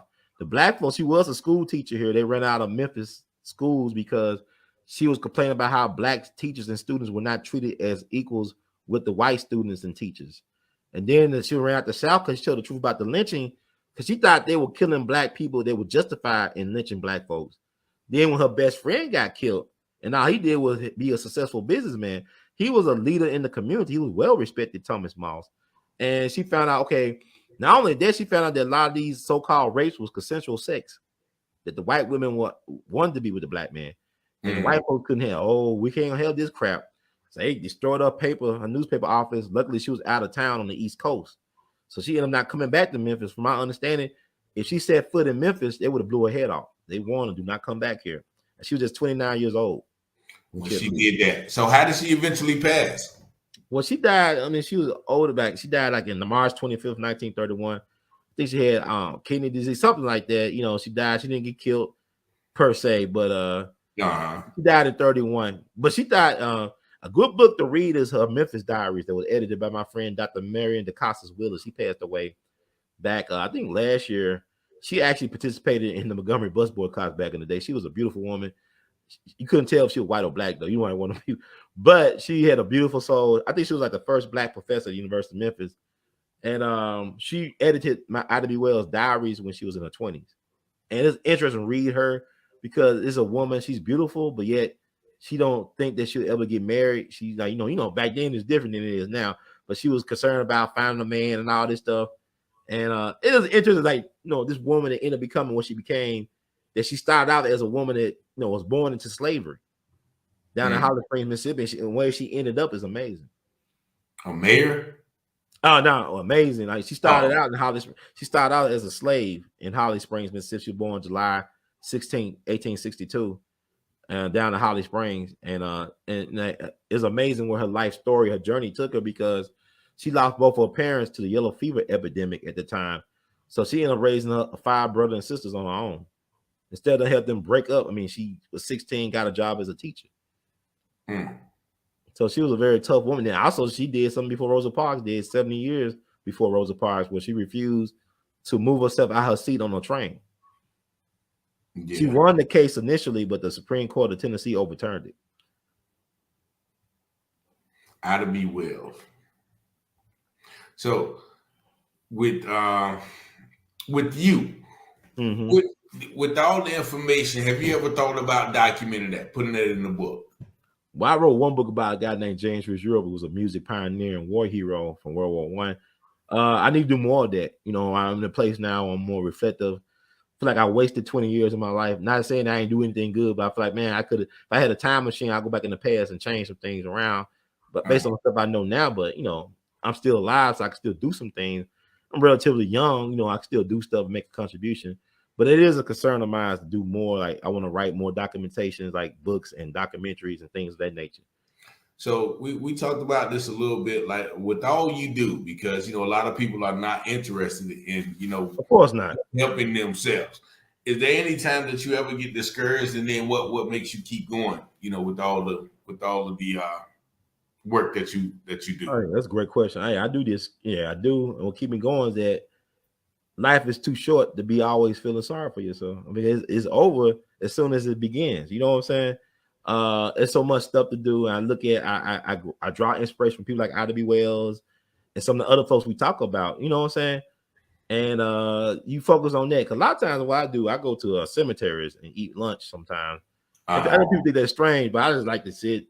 These folks won't ask you for your food. They won't be, rude to you. They just dead. You know what I'm saying? Yeah. Eat the food in peace. But it helps me to meditate, because I started thinking, I said, I wonder what that person was doing with their life. Like, I might see a picture on a tombstone. I Googled it. I actually would, Google the person up. I remember I was like, this not too long ago, I was at Elmwood Cemetery, one of my favorite places, because all that black, you could tell the story of Memphis as well as black history by going to Elmwood Cemetery. So many prominent black people buried there. It's ridiculous. And I was at Robert Church Mausoleum. He was the first black millionaire of the South, allegedly, and also he saved Memphis from the yellow fever epidemic. But it was a dude buried behind him, I think named Josiah Settle. So I Googled him and found out he was a prominent lawyer. And also he was one of the first black people to graduate from Howard University, class of 1872. So all the years I've been going to Elmwood, I didn't know he was back there behind his mausoleum. This guy who was a game changer, who was a lawyer, who advocated for black people rights, and also one of the first black graduates of Howard University. And you found him out just by going and just walking around and being nosy and just Googling. Smartphones, they come in, stuff is amazing if you know how to use it. You can make a whole award-winning movie on a phone now. Yeah, it's been done. So there's no excuse why we can't tell our story. You don't need no big time budget to tell our stories. We are very resourceful and creative people. And with the art I see in the background, is that your own personal art? Yeah, that's my art. I'm an artist. Yeah, that's all my own personal. So, wow. With my shirt, I'm just an angry black man and try to express himself to keep from killing people. It's like that. I ain't have the way to express it. Like, it was a dude named Leadbelly, a great folk musician from Louisiana. He actually got out of prison by writing a song for the governor of Louisiana. He killed somebody, was able to get out of prison just by writing a song, and the governor was so impressed with it that he let him out. Leadbelly, one of the greatest musicians of the 20th century. And that's who that is on your shirt? Nah, it's like that. It's actually Dr. King right here. Oh, okay. Like Okay. the Memphis, yeah, MK. And Yes. also, it's a book. Y'all try because the anniversary coming April 4th. This is a good book to talk about the King assassination, the plot to kill King by Dr. William Pepper. And they exposed a lot of things. Dr. William Pepper was at one point a lawyer for James Earl Ray, but also he was a friend of Dr. King in life. He was a journalist and a photographer and stuff. He's a lawyer as well. But he helped the King family bring the case against Lord Jowers, the restaurant owner, who said he was the middleman for the assassins of King. And on December 8th, 1999, it was ruled in U.S. Civil Court in Memphis that the U.S. government was complicit in the assassination of the King. And Judge Joe Brown made his name by being involved in the King thing because he proved that the gun, they said kill King was not the gun. And he also made the connection that the gun came from the FBI. So they got him out of Memphis and gave him a TV show. The rest is history. Oh, yeah. That's Yeah, he Judge. was actual judge, actual judge. And, he was involved with the Panther Party back in the day. He was at UCLA when they killed Prentice Bunchy Carter and John Huggins. Those was his friends. He was friends with Jerome Pratt, who was the godfather of Tupac. Mm-hmm. So he knew all the people, Angela Davis, all of them. And he's from Memphis too. He's not, Judge is from a little bit everywhere. He was born in DC, but raised in LA. I don't sound like I'm from LA, South Central. but no, he was born in DC, but raised in LA. His people from Tennessee. So he been in Tennessee for so long that he is from Memphis. Okay. Now he's supposed to be running for mayor of Memphis, yeah. He running for mayor of Memphis. That's going the election should be in 2023. Y'all think he's gonna do it? He can run, but I don't know if they're gonna elect because with him, the problem is the voting machines. If they haven't been replacing them, if the voting machines are still corrupt, because a lot of people have issues with the voting machine, and it's been going on for years. So I don't know. So, Judge speak his mind. And he be very divisive. They've been proven to be corrupt because I remember Dick Gregory said something like that one time where he got over 9 million votes. Yep, in Pennsylvania, and people say, "Oh, it's not true." I said, I saw the articles. I posted newspaper articles from 68 that gave him 9 million votes in Pennsylvania. So you don't know what they voting. See, black people is weird. They make us into losers because voting is not more important than having power. There's a difference between having power and having a vote. Have power means the most powerful people don't vote. They buy their politics. They buy what they want. Oh wow! They don't vote. Voting is it's like voting trying to win the lottery. You hope, right? And a lot of times you're gonna lose before you win anything. And you really don't win. It's like going to casino. I don't go to casino that much, but you go to casino, right? You see on the wall they won 50,000. They probably lost 500,000 though. Yeah. 50,000 is something they lost 500 though. I promise. They lost 500,000 before. Right, they ain't win nothing. You're not winning nothing, and that's depressing to think about. But it is what it is, man. Definitely. And Ms. Mitchell said, awesome work on the art, the amazing art. Hey, I appreciate it. You folks actually looking at this though. Wow, but you got a fan base. Yeah. I tell you about it. You don't really your views. You don't trust the views. Just trust what the people say. If you get responses, because those views, they manipulate those things. Yeah. So do you sell your art? How do you sell your art? Oh, yeah, I sell my art R2C2H2.com. That's my official website. I need to update. But I got some art on there. And also, people go, I got a Teespring site, where they t-shirts with my art on it. You go to WEALLBETV, there's a link, when you look at my videos, I got a shelf underneath my description box that click on that link to get t-shirts. Okay. Yeah. Definitely. So what's in the future? What would you say? What you got going on? Staying alive, but also we got the Fort Pillow massacre. We've been advocating this for several years. Like me and my mom, that's my mom's passion project, is to remember the Fort Pillow massacre, 1864, where Confederate forces led by General Nathan Bedford Forrest, who was the first Grand Wizard of the Ku Klux Klan, massacred like 300 black soldiers as well as women and children at Fort Pillow in Henry, Tennessee, the childhood home of Alice Haley.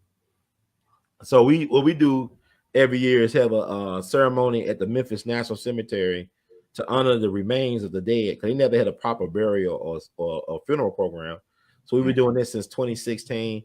We work with different organizations in the community, including funeral homes, as well as the sheriff department, all military, to honor these people. We involved the descendants of the survivors of Fort Pillow massacre, because it was recognized as a massacre during Abraham Lincoln's lifetime, because Abraham Lincoln sent a congressional inquiry down to Fort Pillow into this area to interview survivors as well as people on both sides. And if you look at the actual primary sources, like white folks won't lie about this. Nathan Bedford was been friends with Dr. King. Yeah, whatever.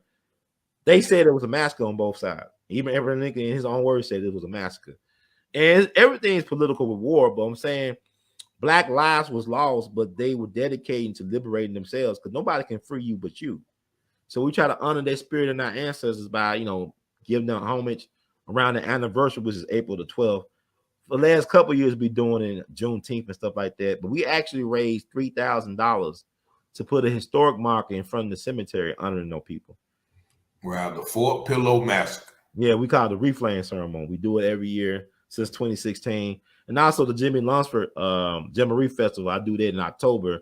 I try to do it like the last week in October to honor Jimmy Lunsford, who was the first high school band director for Black schools in Memphis back in the 20s, but used his best high school students to become the greatest swing band of the 30s and 40s.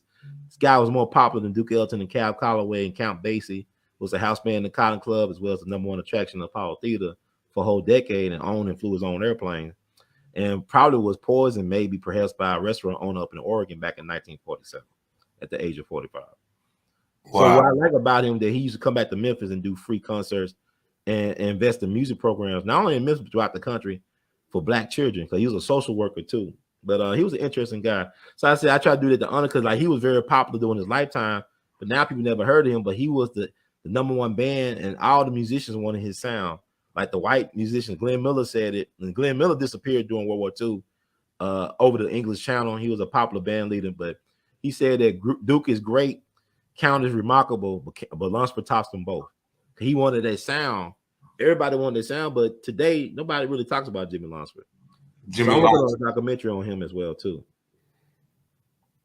That's man. It's just like the information is so overwhelming. I'm talking fast. I know I'm talking real fast. Now I'm talking too fast.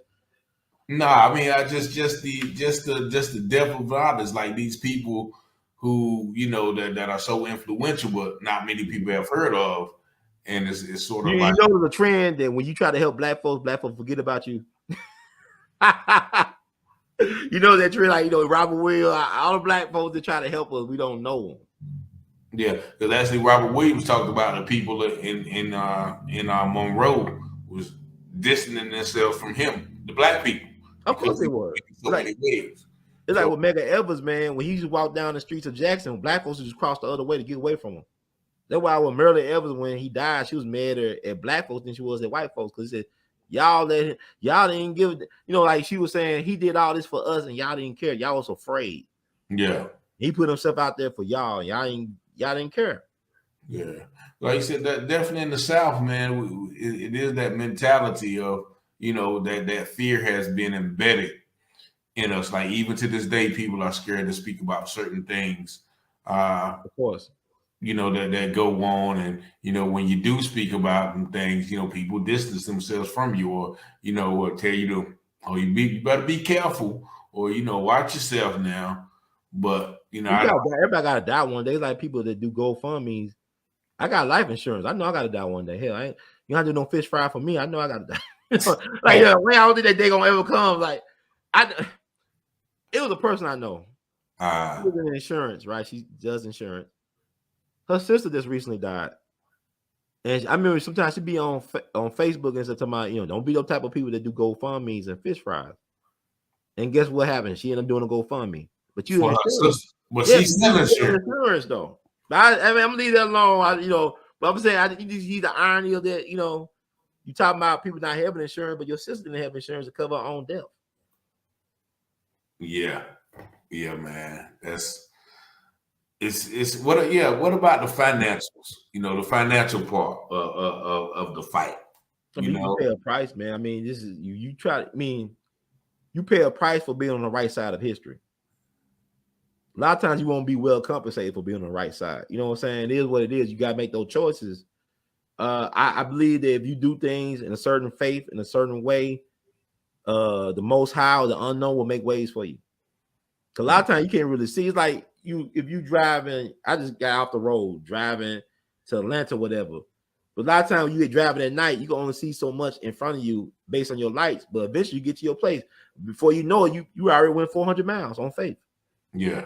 You can't see all the 400 miles. You see so many feet above ahead of you. So that's how life is a lot of times. You just got to keep on going and see what happens. I think what people mess up is people quit too soon, man. See, I'm already in this crap. I'm already in debt. I'm gonna see how it play out for me. You know, see, if I last long enough, what's gonna happen? Yeah. You know what I'm saying? Like it's like Dolph. I saw an interview young Dolph did, right? He was saying, even if it take you a long time, your time will come. Whatever, just keep on doing what you're doing, your time will get there. So how you use that time is on you. Definitely.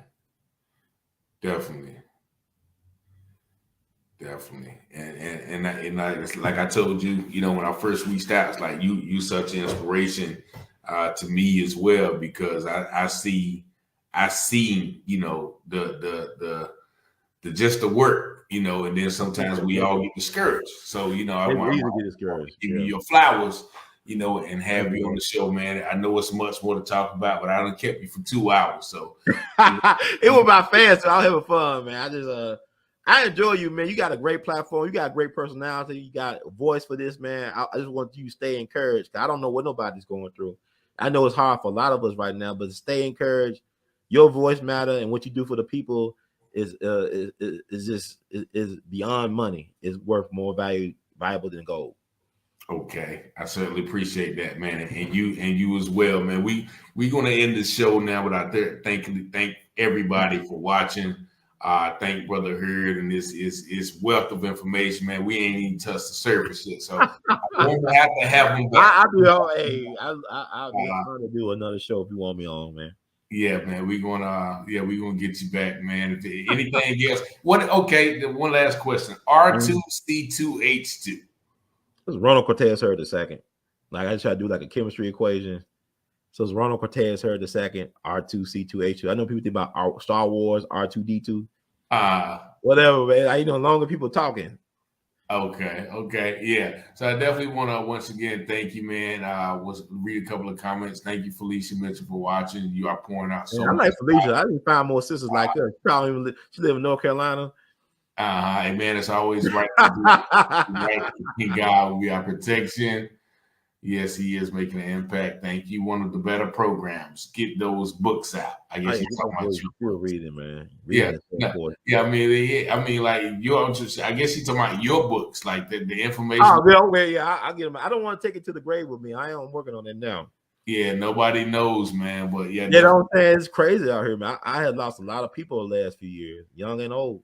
Yeah, we definitely have my condolences, man. And thank you. I mean, I don't. Yeah, like I said, I don't know what people are going through right now. I just try to be. That's what I try to do. I mean, I'm glad I wish you happy birthday on Facebook. I try to do that. That's the least I could do for somebody. I don't know what the hell people catching. Yeah, right now. Yeah. Yeah, and like I said, just your energy, man, and your attitude about certain stuff.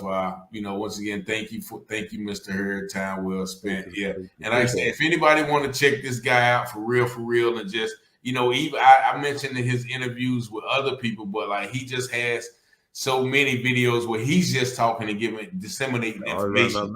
And Mr. Location. Just check him out. WEALLBETV, Ron Hurd, man.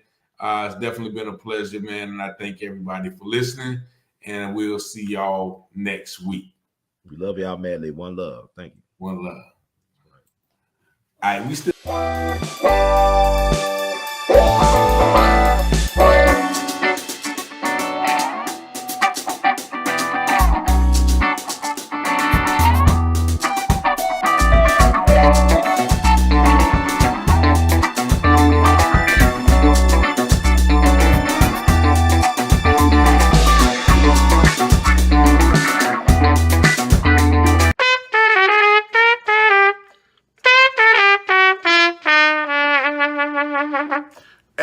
Everybody, this is Brother Ron. I am asking you all to do me a big favor. Think about supporting the We All Be movement. Your donation is tax deductible. The We All Be Group Incorporated is a recognized 501c3. And I'm just asking you all because I want to keep on bringing y'all quality work through the way that that I know how to do best. And I'm going to sing my praises and toot my horn. A lot of y'all were not hip to Dick Gregory until Brother Ron brought him on the We All Be platform, until that jingle review we did. Y'all seen another side of Judge Joe Brown, and Judge Joe Brown's message has been amplified. But it was We All Be that brought Judge Joe Brown to y'all back in 2014. And so many others. And we covered so many things. So help us out so we can help you all. Peace.